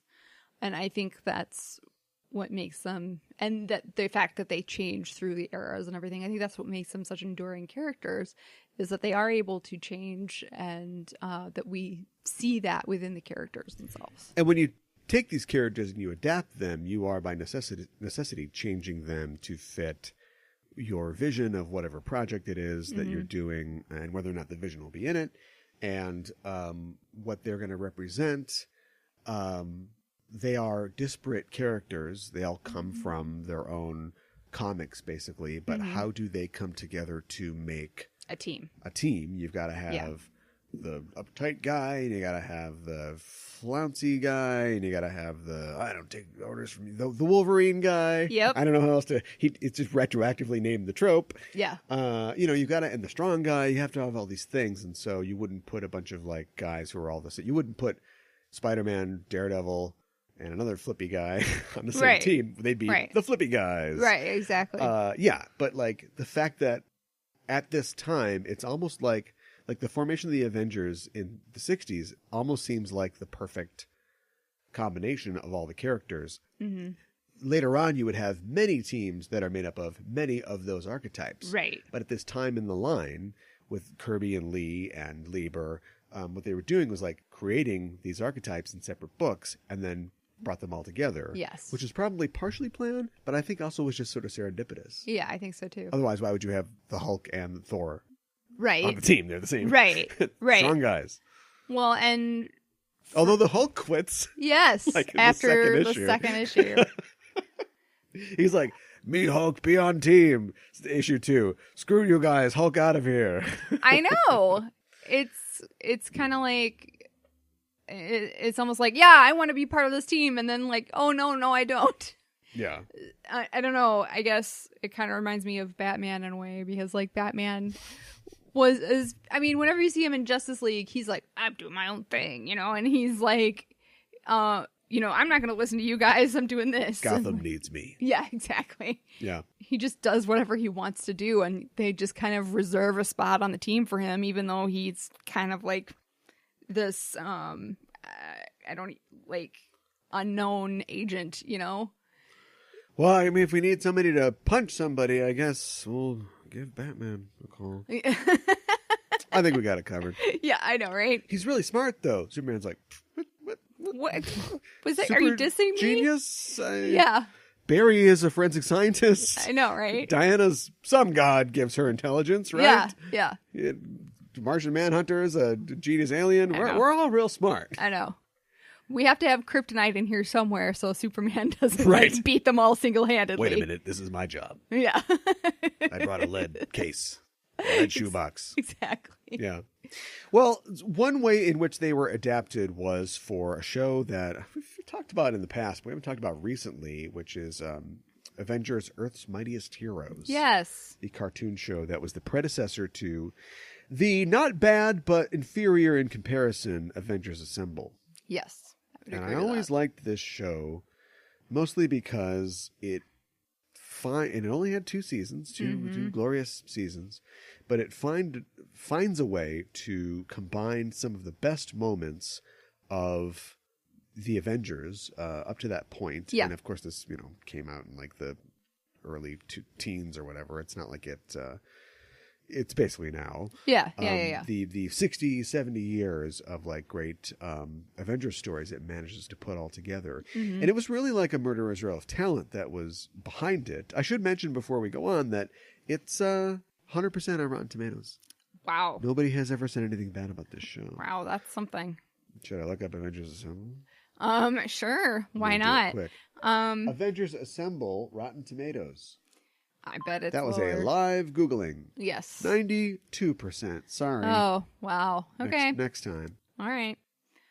I think it's better than Avengers Assemble. Well, the thing about Avengers Assemble is that if you watch it, it was clear that they wanted something that was dumbed down. Oh, I guess I didn't think of it like that, but I can see what you're saying. It's more... Okay, I lied. I was going to let the show go on, but I lied. It's actually... Avengers Assemble doesn't have a tomato meter for reviews, but it is at 63% for audience score. Oh, which is okay. usually weighted kind of higher. So I think that tells you something. Yeah. But it was specifically designed to do 2 things. One, capitalize on the popularity of the film, which had come out Right. during the middle of the last season of the first show. And 2, I think, dumb it down for a younger audience. Yeah. Oh, I'm sorry. Just going back. Yeah. Earth's Mightiest Heroes. Average tomato meter, 100%. Average audience meter, 100%. Well, there you go. We have done it. We've achieved Yeah. the best cartoon ever. Right.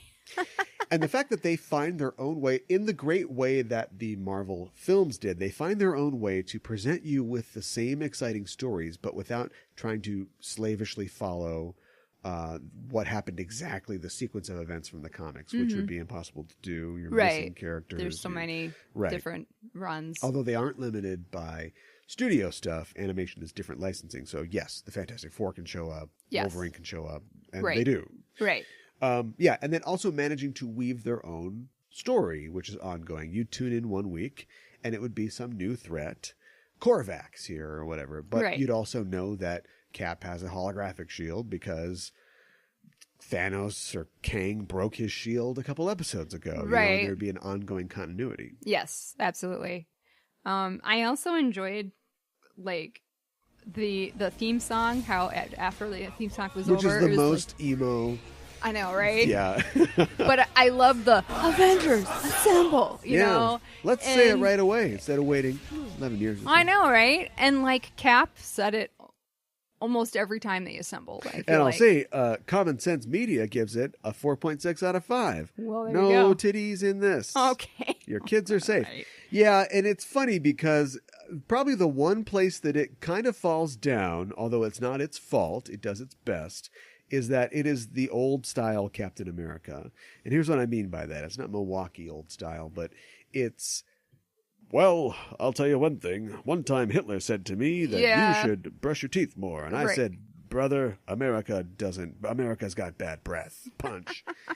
It's not like new, hot, Chris Evans. Yeah, more bleeding heart, sad boy Chris Evans Captain America. Right. Who I have to say, I like better. Yeah. We did it. I know. I've always liked Captain America, but I've always kind of rankled at the fact that he is like, eat your Wheaties, everybody.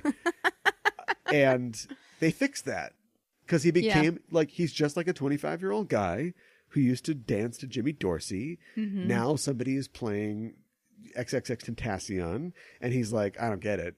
But he's also still a 25-year-old guy who wants to and he's just trying to figure things out. And he sees, the military-industrial complex, which he never even made it to Eisenhower's speech, but he sees it's gone crazy, and immediately he's like, this is crazy. Yeah. What are you doing? Right. This is insane. Right. But I also have to say I really enjoyed the instructional Cap videos that were in the Spider-Man film. Yeah, but the brilliance of the progression of the character is that you can go back to, say, Avengers Endgame. Yeah. And have him fight old-style Captain America. He's like, I don't know who you are, but you don't look as good in that suit as I do, mister. Right. Or like, so you killed a hooker. Like, but you can see that, that's old Cap. They did old Cap. Now we're doing new Cap, who's like, yes. Yeah, I took the stones back and went back to bang Peggy. What are you, crazy? Have you seen Peggy? So they're able to do that. Now, in this cartoon, we kind of just get Cap. But, That's true. It's Cap. Yeah, and we get Ms. Marvel. We don't get Captain Marvel, but... Yeah. I think if the show had gone on, they probably would have made her Captain. Yeah. Because she was in the comics at that point, but yeah, I think they definitely would have made her Captain Marvel. You get a T'Challa that is, I think, almost a model for what we get for T'Challa. Yeah. Mm-hmm. Very similar to the movie Black Panther. And you get... people always go like the Wasp, and she's that girl that Hank yells at all the time. You get a Janet that's pretty sassy. Yeah, sassy and vital to the team, is involved in what's going on, and yet maintains a personality. She doesn't have to be like, I'm Hope Van Dyne. You think Captain America's serious? I'm more serious than Captain America. I'm the most serious person in the universe. Right. She's still whatever. she's kind of flighty and just fun about stuff, but she's not incapable, and she's just a breath of fresh air. Mm-hmm. No, I really enjoyed her in that show for sure. One more thought about Avengers: Earth's Mightiest Heroes. Well, I thought the finale. I thought they did a good job. Yeah, I did not like it. You didn't like it? No, they just wanted to do Galactus because they wanted to have a galactic level threat. I know, but they didn't. Actually, they do have the Fantastic Four because they show up, but they just wanted to do their. Hey, we didn't do Fantastic Four 48 through 50 yet. Rocks in the sky, everybody, let's do it. Yeah. And I thought that they could have found some way to, because they already wrapped up the Kang thing in the episode before, which had been the long-running storyline. And so they were like, what's one more thing that's like a celebration of the entire universe? Right. As that, it works, but I felt like not as good. Third season, just save that for the third season. Well, I know, and they must have known that they were canceled. Yeah. I really enjoyed though, we thought we lost T'Challa, and he miraculously shows up, and I feel like a really boss Batman type move. Yeah. Oh well, I teleported out at the last second. Yeah. That sort of thing. That was really cool. Yeah. I don't know. They show the supreme intelligence, and it's kind of how he's portrayed in the comics. Mm-hmm. And when they change that wasn't the lady from the Grifters? Yeah, right. Yeah. I mean, they changed that for Captain America, which is fine, but it kind of makes the supreme intelligence creepier and more alien-like, I think. So, but you know, I still play that Nirvana song. That was good, though. Yeah, it's an achievement. If you haven't seen it, do it, get it. You can buy it. It's There'll be enjoyable. a link in the show notes to Amazon where you can buy it. Something else that has happened is that there has not been as many video games as you would think. There have been a few. Yes. I feel like there's been way more DC video games than Marvel video games, but there have been a few, and some of those are the Ultimate Alliance. Miss ya at the crossroads. Miss ya, buddy. What a great series that is now dead, basically. Yeah. But was a game that started with the X-Men, and it was like Raven Studios or whatever it was. 4-player action beat 'em up. That started with the X-Men and did a couple of games there, and then moved to the whole universe, Marvel Ultimate Alliance, bringing together disparate characters and putting a team together that's got Blade and the Thing, and Phoenix, and I don't think they even had the Wasp, which is a shame. That's a shame. Yeah, Iceman or something like that. Getting all Right. those guys together. That was a great game. Another good one is, I gotta say it, the Lego Marvel games are pretty great. They're fun. Yeah. They're really fun. Again, same theme. What I like about them is they take this idea of why slavishly reproduce what we've seen. We could just dramatize big events and do them in our idiom. Yeah. Right. Which is to say, when Kang shows up in Earth's Mightiest Heroes, it's real bad news. Yeah. When Kang shows up in Lego Marvel Superheroes 2, it's like, oh crap. I want to put ducks on everybody's head. It's aimed for younger audience. Yes. So, but yet it remains fun and entertaining. And whenever you hit the character select screen and 100 blocks come up, you're like, oh, okay, you guys, it's deep. The roster's deep. Right. Your stuff. Yeah. I can be Korvac or whatever it is. Right. You've got a lot of things in here. Yeah. It is very entertaining. It is a lot of fun to play. I feel like I'm still learning when I play it because like any Lego game, it should be super easy because little kids play it, but I'm not the best video game player. So I have the hardest time moving forward sometimes or flying in the right direction. So yeah, I think for me, it's still challenging in those ways, but I do enjoy playing it and I do think it's fun. And there are a lot of really great character moments in it. I think you get to see characters that we haven't seen a whole lot of in the films. What is the Black Bolt and family? The Inhumans. That show did not go very well. But they are featured in the video game and you get to see some of that story. And I think that's a lot of fun. Yeah. So I'd say kudos to Lego for doing all their homework and including characters that we haven't seen in the MCU. Yeah, and it's not Lego just, licenses it or whatever, right. But it's TT Games, which it's like a KFC thing. I think it used to stand for Traveler's Tales or something like that, but now I don't think TT really stands for anything. Oh, okay. But yeah, they are the ones that do that, and it's their people who are giving that attention to detail. And it's really neat. Yeah. Even taking something like Secret Wars, which, I don't know, semi-successful as a crossover, but just making it into a fun premise for a video game that gives you many different worlds, in this open world game.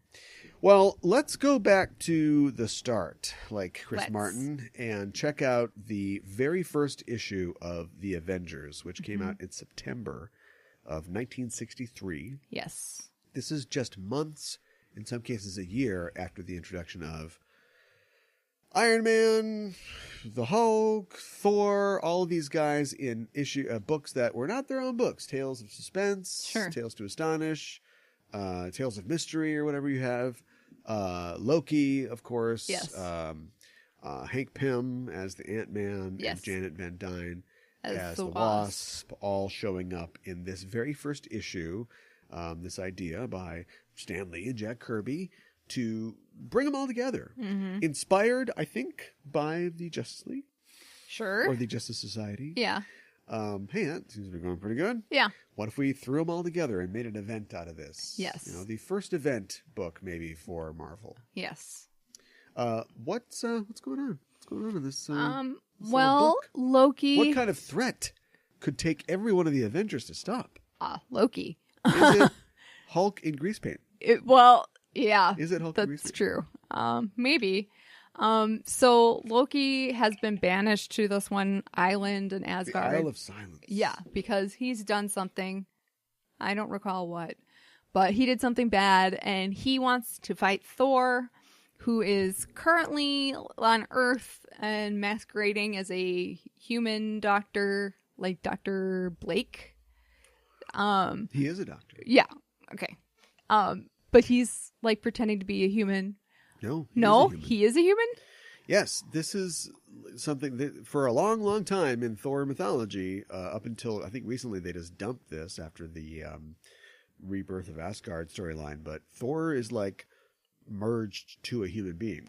Part Oh. of his whole existence is, you know, learning humility, and so to that end, he has been sort of trapped in the hammer or whatever. So it's like a Captain Marvel situation, like where Oh. you Shazam and you become. I see. I guess he just becomes an adult, but in this case, Dr. Don Blake was a doctor who was hiking in the mountains for some reason, even though he has a bad gammy leg. Right. And he finds a stick, which is Mjolnir, and when he hits the stick on the ground, he sort of swaps places with Thor. But yet they kind of share the same mind at the same time. Yeah. So they're like Okay. separate, but also the same. Okay. Yeah. All right. Well, education for me there. Yeah. I was not aware of that.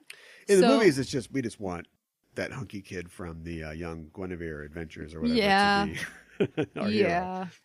Yeah. And so Loki wants to get Thor out in the open and to fight him. So he makes mischief and he like makes it look like the Hulk destroyed these train tracks like on purpose. And the Hulk like thought he saw some dynamite there, but it's Loki, so he like, you know, ruins it trying to save people because you know, he is a misunderstood hero. Right. And then he goes and he hides out in the circus because he doesn't want people to find him because people are like, "Oh, the Hulk, we really need to do something about this. This is bad." Yeah. And then Rick Jones, who is friend of the of Who? Hold it right there. First of all, I just wanted to say, like, this is Kirby. Remember, he had been doing this for years at this point. Even Stan Lee had been doing romance comics, like all Right. through and cowboy comics all through the late 40s and 50s. So these guys are not like fresh new talents. Like, Right. they're like, we've been doing this forever. Let's just do what we want to do because we're going to get canceled here. And so Old Man Kirby is doing things that he's basically creating the rules for comic. He's expanding on the rules that, say, for instance, you know, Will Eisner helped create for comics. And he's doing stuff like Hulk is under this train track and we've got a scene from his point of view or behind his head where Hulk's head is popping up through the broken track. I know. And the train is bearing down on him. And then the guys in the train are going, look, Hulk's head, it must be him. He did this. And Right. the way that they're like communicating the information in 9 panels on these pages is crazy. Yeah. But anyway, yes. Also, Loki becomes a tornado that can redirect radio waves somehow. Yeah. Yeah. Rick Jones. Let's talk about Rick Jones. All right. Why no Rick Jones? I don't know. He's supposed to be this human who brings them all together in the first place. Yes. Even Superman up until Batman versus Superman had a Jimmy Olsen. Yes. You know, Even 2011's masterpiece, Green Lantern, had Pie Face, although they didn't call him Pie Face because it's not cool. But it was Taika Waititi or whatever. Like, we've got the best friend of the hero. That's a thing. Yeah. Why? How come Rick Jones doesn't fit? I guess they just found him to be unnecessary. I'm not saying he's not unnecessary. Yeah. I think, okay, first of all, brass tacks. He's probably owned by Universal, like Hulk is. Okay. So maybe they couldn't use him at all. Yeah. Or it wasn't worth it. But is it that we just don't feel like we need the surrogate character anymore? Like, if you're going to make your Masters of the Universe, there ain't no Courtney Cox and Tom Paris. You just go, my name is Adam. I defend Eternia or whatever. Right. You're probably wondering how I got here. Well, I mean, I think we go back to the beginning of the MCU with the first Iron Man film. There's no audience surrogate in that. But he's the most normal of all the Avengers. I suppose. He's just a guy. Yeah, I suppose. But Gotcha. I think as they were building it, they didn't have a surrogate. I mean, like, I just think it's interesting. Like, one deleted scene. They're at a party at, say, hey, have you met my college? He was my intern, when I was working on the Gamma stuff. Right. Oh, yeah, I'm Rick Jones. Nice to meet you. Yeah. Fun celebrity cameo. It's Nathan Fillion or somebody like that. Right. And then you never see him again. I can't believe that hasn't happened. That would have been easy. I can't believe that hasn't happened. No, it hasn't happened. So, yes, what else is going on? So, everybody thinks the Hulk is bad. Yes. Rick Jones and his buddies in the Teen Brigade. I know, right? Why no Teen Brigade? They sent out a radio signal, and they are aiming it. They're trying to reach the Fantastic Four. They're trying to reach the Fantastic Four. The Baxter Building's listed. Just pick up the phone. I know, right? Write a letter. Willie Lumpkin will deliver it to them. I know. What's going on here? I know. And somehow Loki, like you said, diverts this radio signal. With his mental powers. Yeah. And so, but it somehow gets the Fantastic Four anyways, but they're on another mission. I know, making it totally useless. So they're making that entire interlude just, how do we fill 3 pages? I know. and Reed Richards is like, we're kind of busy right now. If you still need us, let us know. But somehow the signal, it's diverted, but it somehow goes directly to Iron Man, directly to Dr. Blake. Am I missing somebody? Probably the Wasp. And the Wasp and Ant-Man. Yeah. Yes. The Hulk doesn't hear it because the Hulk is masquerading in a circus right now. Wait, don't get ahead of yourself. Yeah, I know. First, talk about Sue's haircut and how dumb she is. No, we're not doing a Fantastic Four thing. We're just doing this. Yeah, so, chicanery's happening. Loki makes Thor think he sees the Hulk. And this is like his big mistake. Like, whatever you play, he's trying to draw the Thor out because he only wants to fight with Thor. Yes. And so he tries to draw him out, but of course he doesn't seal the deal because Thor realizes it's an illusion and immediately goes, oh, this is Loki. We got Loki problems. Yeah. So he's going to go back to Asgard and talk to Dad. Yep. So he does that. Yep. Meanwhile, cut to a circus. Yep. I know. There's just something about the circus, I guess, in the 50s or 60s. Like, this is, yes, you could set something at a circus. I know, right? For sure. Yeah. Why would you not? Yeah. Well, there's a circus that the Hulk is now working at. I got a lot of questions. Yeah. How did the Hulk, did he apply? Like, how did he get this job at the circus? I don't know. And they think he is a large robot for some reason, which yes, is like, he's told people that he is a robot so that no one will suspect, because if he was just that a he's man a Hulk. that could juggle an elephant, bad news. But the fact that he's a green robot wearing just horrifying clown makeup, that's cool. We all know robots are like that. Right. Do you think he showed up at the circus with grease paint on his face being like, hey, I'm a robot, put me in the show? Yeah. I think so. Okay. I want to see that prequel comic. Though. Yeah, right? I bet it exists because this circus, it was later retconned when Hawkeye was introduced later, that this is the same circus that Hawkeye was performing at. Of course. And it's actually a fairly modern story, I think. But they've got they do a kind of, kind of Avengers Endgame thing where they sort of put him in the background of some of these shots. So the Hulk's like juggling stuff and Hawkeye's like, oh, nuts, my bow broke. So that explains why he wasn't performing that day when the Avengers came to beat the piss out of Hulk. Okay. Which they do. Right. I know. So we get the classic heroes are going to fight each other Yes. thing. Ant-Man and Wasp are using their powers to sort of foil the Hulk. Yes. And he's had enough of it. Yeah, he gets irritated. And he takes the grease paint off.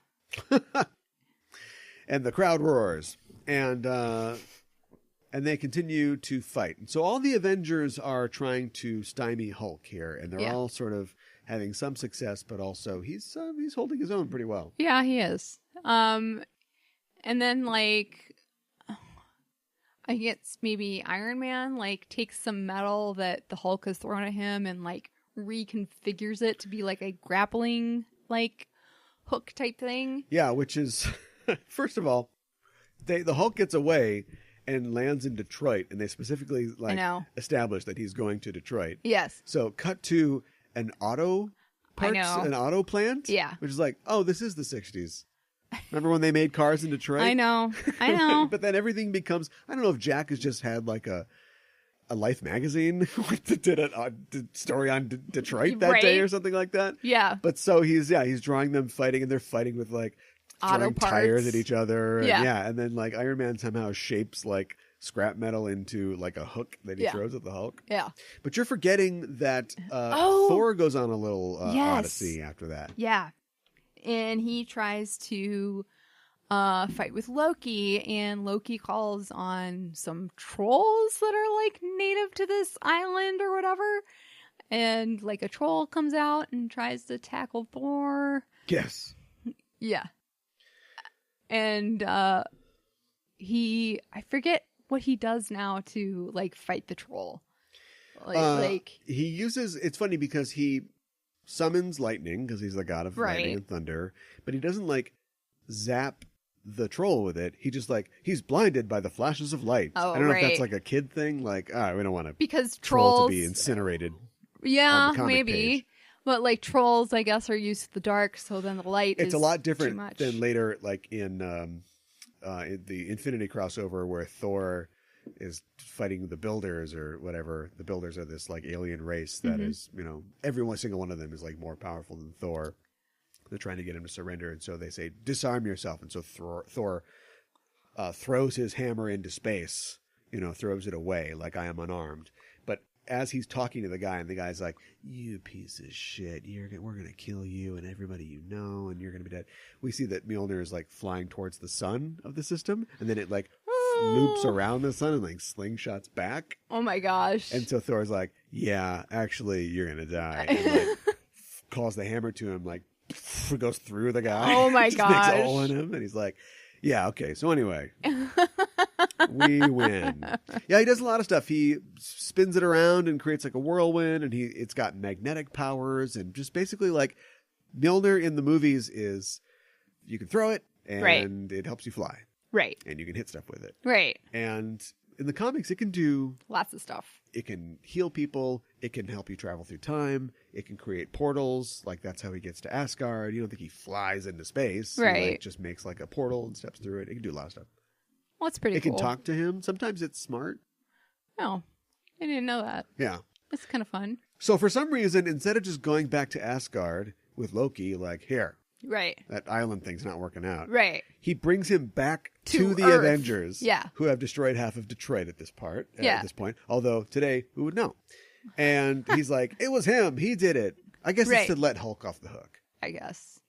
And I guess it's to let Hulk know, hey, I know you're an okay guy. Yeah. It was my brother. Which I feel like the Hulk doesn't care either way. Right. He's there. Yeah. That's when Loki decides, it's the 1960s. I will become radioactive. Yeah, I know, right? So he's got radiation Which shouldn't be any worry whatsoever to the Hulk. No, I think Thor, Iron Man, and the Hulk are all around him, and they're all like, yeah, so. But we don't want to blow up the rest of Detroit. Right. So they find a way as a team to throw him in a lead-lined container. Yeah, the Wasp and Ant-Man like open up a trap door, and Loki falls through the floor, and then they put him through in this lead-lined container. Way to build that trap door, ants.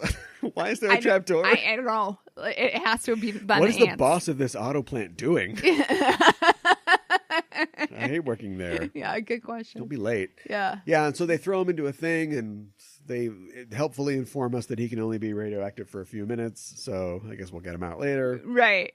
Yeah, and at that point, they're like, did pretty good.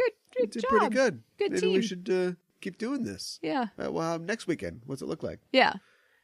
And Janet suggests that they should call themselves the Avengers. That's right. And that's immediately seconded by Ant-Man. Yep. And the rest of the team likes it as well. And the way that it's introduced is literally like you think, okay, does it mean something? Right. I feel like the movies have struggled with that a lot because they always seem to try to fit in a dialogue like, we've got to have something to avenge. Right. And be damn sure we avenge it. Right. The comic books never bothered to even do that. No. They even lampshade its creation in that the flighty airhead of the team's like, let's be the Avengers. And they're like, yeah, all right. The Avengers. I know, right? Da-da-da. Like, that's literally how they get the name. Yeah, exactly. What did you think about just this whole thing in total? Any impressions about any particular characters or the fashions? A lot of hats. Well, I liked it. I kind of felt like they weren't exactly sure what to do with the Hulk. And that's a little bit. Absolutely true. Seeing as he quits next issue. Well, right. And he is kind of an anti-hero. So then, like, I thought it was interesting, like, let's make him part of the team. But then I read that he leaves in the next issue. And it's like... Had enough of those space phantoms. Well, you know, what the hell? But then I also read that Captain America joins the team shortly thereafter. Issue 4, yeah. Yeah. I think Kirby and Lee are like, well, if we're throwing everybody in, we still own this guy. Well, right. And I think he, you know, I think in the movies, we've seen Iron Man and Cap both kind of like struggle with like, who is the leader? Is there a definite leader? Does there need to be? And they've butt heads a lot. But I don't know. I guess it's just kind of interesting to see that he was put in early on as part of the team. Yeah. And I guess going back to Endgame real quick, like he does the speech before they do the time travel thing, and then like Rocket's like, yeah, he's really good at that. Yeah, he's pretty good and at that. then like Ant-Man's like, I know, right? Like it's just like it's a, you know, this is very stereotypical Steve Rogers, you know? Yeah. And it just, this is what he does. Yeah. But yeah, I mean, I kind of would have liked to see like more stories with Hulk being part of the Avengers, well, you know? He comes back and he kind of goes in and out, you know, as the years go on. But yeah, I mean, I think it was something where they wanted to kick off this thing, but then also all the characters would eventually get their own books. They were all having their own adventures in individual books. Right. And so they didn't necessarily need to have everybody there, you know, and then like a year or so on, Hawkeye gets introduced in, you know, Tales of Suspense, and then eventually joins the team. You've got the Brotherhood of Evil Mutants characters. You've got Wanda and Pietro, who are over in the X-Men or whatever, but then kind of come over here and join up. And so, yeah, there was a lot of cross-pollination creating this Marvel universe. Right. It wasn't a situation where I'm a reporter. I'm going to go see what's going on over in that World War II. Yeah. Oh, I guess Nazis are here. I'm the destroyer. Now, do I have anything to do with anybody else or the Flaming Skull or whatever? We don't know. But they are building a universe now. Without saying, is this a toyetic universe we're building? Well, like they're just going, hey, I want to see Iron Man fight the Hulk. Who would win? It's that hit your action figures together thing. Right. Does Black Widow join the team in the comics at all? Yeah. Okay. Yeah. Okay. I was just curious. Of course she does. Okay. She's the quintessential Avenger. She's like, her and Hawkeye are like the two who have just always been Avengers. Well, and Captain America, I guess. Right. Like, you really can't have like an Avengers team without them. Widow, Hawkeye, or Cap. Were you disappointed when we first saw the MCU that the Wasp and Ant-Man weren't there at the beginning? Got him in eventually. Yeah, I know. Plus, it's like one of those things where, you know, there are a million think pieces and headlines when Ant-Man came out. Ant-Man? A movie about Ant-Man? Well, yeah. Well, actually, they were more like, it's not Edgar Wright's Ant-Man. Well, right. But, you know, I think we've proved, you know, especially with Endgame, that every character can bring something to this. And even if Ant-Man's not going to be biting somebody on the taint and making him scratch or something like that, you know, like, his utility has basically been time travel and Giant Man now. Like, it's not like a bunch of ants come in and swarm Thanos' troops in Endgame, although that might have been interesting. Yeah. We've forgotten about that at this point. Yeah. I want to see Hope get big. Yeah, I'd like to see that too. I'm assuming that she has that. They're just playing catch with Thanos. Yeah. Go long. Right. No. Touchdown. So yeah, I mean, people have read this, but you should definitely go check it out. We actually read this in a Avengers Masterworks trade paperback that you can still get. I think it's still in print. Mm-hmm. And it's kind of cool. It combines a lot of things like Avengers basically 1 through 5. It has interviews and like introductions from the creators and stuff like that. It's kind of neat. So pick that up on Amazon if you're interested in the old timey Avengers stuff. Before we go, we had something that we prepared for last week and we didn't get around to. Let's hit it this week because we're already long. What are your top 5 Avengers moments? And I think you prepared incorrectly for this and came up with your top 5 MCU moments. Yeah. So yours will be that. Mine will be top Avengers. 5 Avengers MCU moments. Okay. What's your number 5? Oh, so what I did is I just kind of put them in the order of the movies that came out. That's cool. So my first one is the scene from the Avengers when Black Widow does the chair escape. Yeah, okay, sure. I really liked that a lot. I think that tells you just about everything you need to know about her character. Mm-hmm. And it was just a really great moment from her. Yeah. Really early on. A great introduction to the character. Yeah.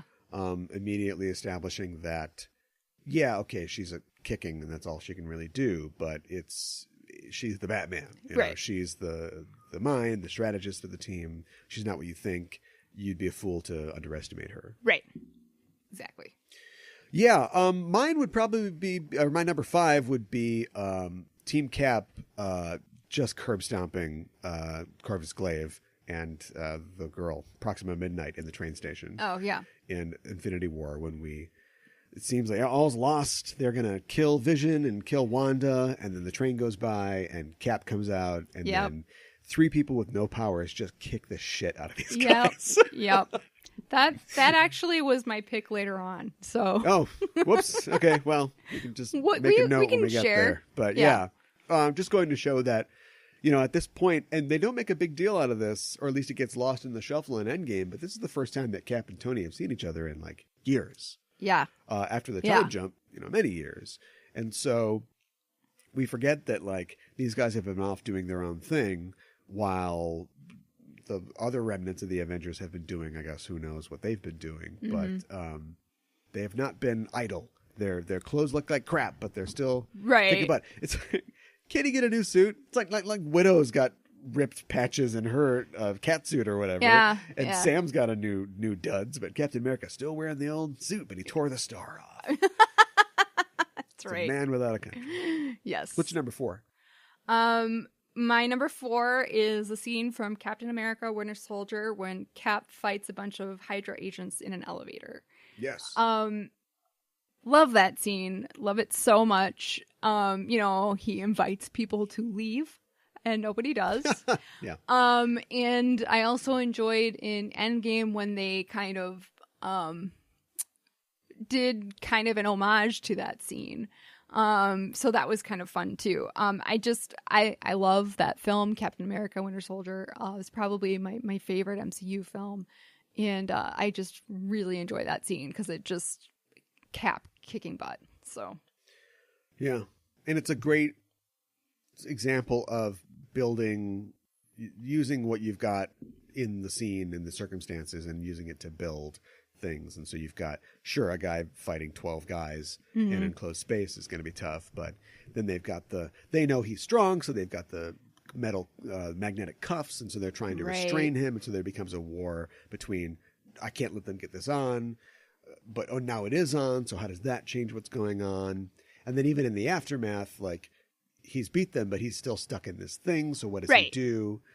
He cuts the lines or whatever of the thing, so the elevator drops, but then but the next floor is like there's more guys coming, so he's got to jump out of it. And yeah, like, it's like this building. Yeah, exactly. And I just think it was expertly done. My number 4 is, it's not just this, but it is, of course, the iconic shot that always gets shown when they go, and somehow Marvel Studios brought these characters to the thing, and then it's like the pan around of the 6 of them. You know, in the first Avengers film. Yeah, in the Grand Central Station. Yes. But it's also all the teamwork shots in the film. There's like long sequences where we see them working together, and Iron Man's flying a guy up somewhere, and we fly down, and then he shoots Cap's shield, and he blows things off, and then Thor hits a thing, and then we pan up to Hawkeye is shooting everybody out of the sky, and Widow's kicking people, and we just see like, oh, this is why. Couldn't Thor just do it all? Couldn't he just shoot everybody with lightning? Right. You know, we need like this team of heroes who has had to work together and use their talents, you know, for this purpose. Like, just that's, that. There's also a kind of replication of that in Age of Ultron that doesn't work as well. I would agree with that. Because there's no stakes. Yeah. It starts at the beginning. Yeah. We don't know who any of these guys are, except they're Hydra. They take them all out. Right. Big deal. Right. Yeah. Number 3? My next one is from Guardians of the Galaxy, when Groot says, "We are Groot," and makes a cocoon surrounding everyone, softening their fall and sacrificing himself. He turns into a big rattan ball from Pier 1. Yes. Yeah. That's a very excellent way of putting it. Yeah. That scene like tends to make me cry every time I watch the film. It's just a really touching moment. It's another really great. This is a team. This is ragtag players that they didn't know each other necessarily at the beginning of the film. Right. But they have grown and worked with each other. And this character has grown so much and cares so much about these other characters that he's willing to sacrifice himself so that they can live. Yeah. No one talks to my friends like that. Yeah. Groot's a real clutch player. Yeah. Because he has a lot of moments like that where everybody's like freaking out and doesn't know what to do. And he's like, well, I'll do this. I know. And it usually involves sacrificing some part of my body. Right. Like when he helps make Thor's axe. Yeah. Like that's a really cool moment too. My number 3 is the party scene from Age of Ultron. People don't like Age of Ultron. There are things maybe you could pull out of it. And I would say this is what Whedon is good at. You know, I just slagged off his opening of the film, but I think just seeing the characters, we'll never get a mansion. They didn't decide to go that way in this film, but they should, because the mansion is like superhero Big Brother. It's like a bunch of hot people showering together. Everybody's zooming somebody else. Like that's the drama. That's the other side of the Avengers comic, you know, that has kept it going. But in this, we get to see them playing off of each other, having fun. They all get their little moments. You get the fun thing where they're, you know, closing the party down and they're all playing with the hammer. And like, that's more character than the rest of the movie will really show. Yeah. And I think it's a great moment too when everybody tries to live Mjolnir. Yeah. For sure. Well, what about your number 2? My number 2 is from that first scene was from Captain America Winter Soldier. I think I said Civil War accidentally. Oh. The second one. But this one is from Captain America Civil War. I really enjoy the car, motorcycle / foot chase scene through the tunnel. We get to see a lot of characters, you know, kind of fighting each other. It's again, the superheroes fighting each other, pitting it out. You know, when some have decided to be on one side of the Accords and some have decided to be on the other. Yeah. it's a really cool fight sequence. Yeah, I mean, really even enjoy leading it. back up into where we start in the apartment. That's and they're true. Fighting Yes.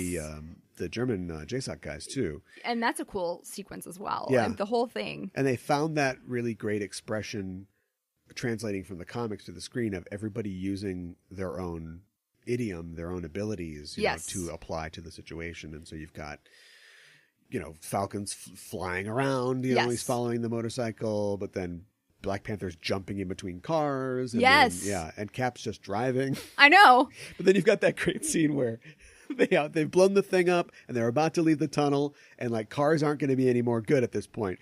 So Cap just like, I can't remember what he does, but he steers the car like sideways and then just leaves the car behind. Yeah. Like, he just jumps out and starts running, and the car just kind of keeps flipping, and it's like, I'm done with car. Yes, exactly. Yeah. I think that is one of my favorite scenes from that film. I really, really enjoyed that. And I think it's one of the first times we really get to see Black Panther and what he can do. Yeah.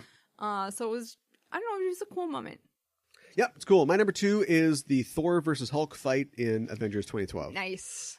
Because and it mirrors Avengers 1 in 64. Mm-hmm. If you're going to have the Hulk, sure, later on you can do fun, smart Hulk. I refuse to call him Smoke. We'll get there. But in the meantime, this is a dangerous element. And since we can't really make any more films about Hulk, we've got to still show that he is the Hulk, and it's a problem. And so, of course, your midpoint thing has to be the Hulk goes nuts, and it causes a huge complication while Hydra's attacking us. And the only person that we can really stop him is Thor. And so we get a whole toe-to-toe thing, you know, to decide something that will continue to go undecided, I guess, who the strongest Avenger is. Right. But we get to see them, you know, employ their various tactics on each other. One side is mainly just punching. And we get some fun applications of like, oh, why don't you lift that hammer? Yeah, okay. Yeah. Or we see him calling it to him, you know, from across the helicarrier. So it's blasting through walls, I'd imagine. And Hulk throws a plane wing at him. And yes. Yeah. Not a penguin. Benedict Cumberbatch, a plane wing. What's your number 1? My number 1 is one you already mentioned, the Avengers Infinity War, Cap, Falcon, and Black Widow entrance. Yeah, that's a good one. I love that. Like the train goes by and you just kind of see the silhouette, and like you said, you know, they're unarmed. I mean, not unarmed. They're Avengers that don't have quote unquote superpowers. And that's another thing I really enjoy about Captain America Winter Soldier is it's like all these Avengers that don't have superpowers, and they're fighting this other guy who's like super strong but doesn't have superpowers either. So yeah, I just thought that was a really great moment. I agree. That's why I picked it. My number 1 is Cap lifting Mjolnir. I love it. Enough said. Yes. It's just something that we had been waiting for a long time. A lot of fans, you know, thought it was coming or hoped it was coming, and we got it. And so, what do you want? It was such a great moment. I saw, I won't claim this. I saw, it was a video or something I saw, which was, you know, we establish, this movie's about Cap and Tony, and I guess about Thor too. Right.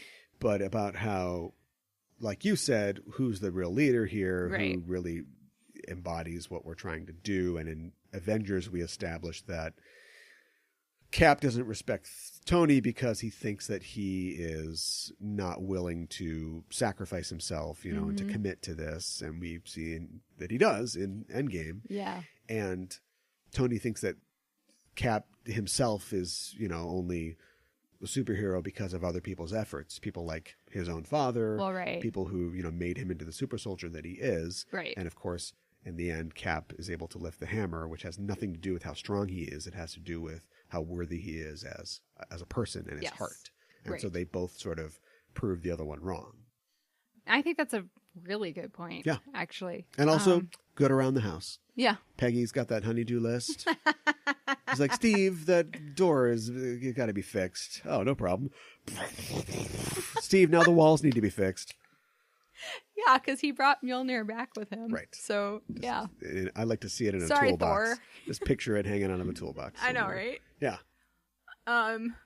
I kind of wonder what Thor in Thor the Dark World thought was going on when Mjolnir just disappeared and like... Hopefully he's got a watch on that hand that he's got stretched out. He's like, oh boy, when is this thing going to get here? Did Loki do something?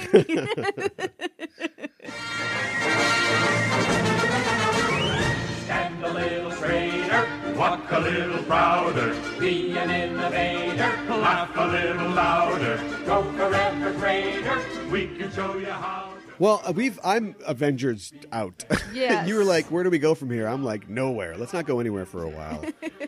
I love the Avengers, but we had definitely enough of them for now. And so next week we'll have to talk about something different. Yeah. We've given it something of a drubbing, but I think it needs to have its fair shake, Mr. Frodo. Yeah. And that is the movie Tolkien comes out next weekend. Yes. A biopic about the life of John Ronald Reuel Tolkien. Tolkien, I did it right there. No. We're going to give it a fair chance, and we're going to pronounce it right.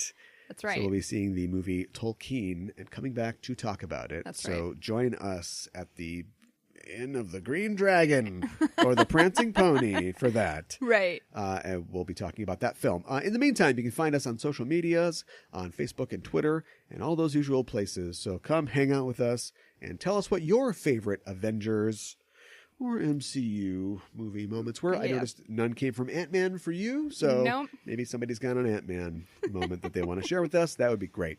You can also find us on all the podcatching softwares, the Apple Podcasts and the Google Podcasts and the Stitchers and the Acasts. And, there was another one that we were on the other day. Anyway, I can't we're remember. out there. Yeah. Find us. Subscribe to us because it's the best way to get the show. Give us a review. We'd appreciate it because we want to know what you think that we're up to and all about, Jack. And also give us a rating, probably the most important thing that you can give us because it lets those services know how good we're doing. We move up in the ranks and everybody gets what they want because we can reach more people. So give us 5 green fleshy giants. That's right. Who are wearing clown grease paint makeup For some reason. so clearly they are robots that have been designed by the ringmaster of this circus, I guess. Right. It's totally fine. If you saw a man juggle an elephant, you would go, I hope that person's a robot, because if it's not, I'm going to freak out. That's how logic works in the Marvel Universe, circa 1963, and that's fine with me.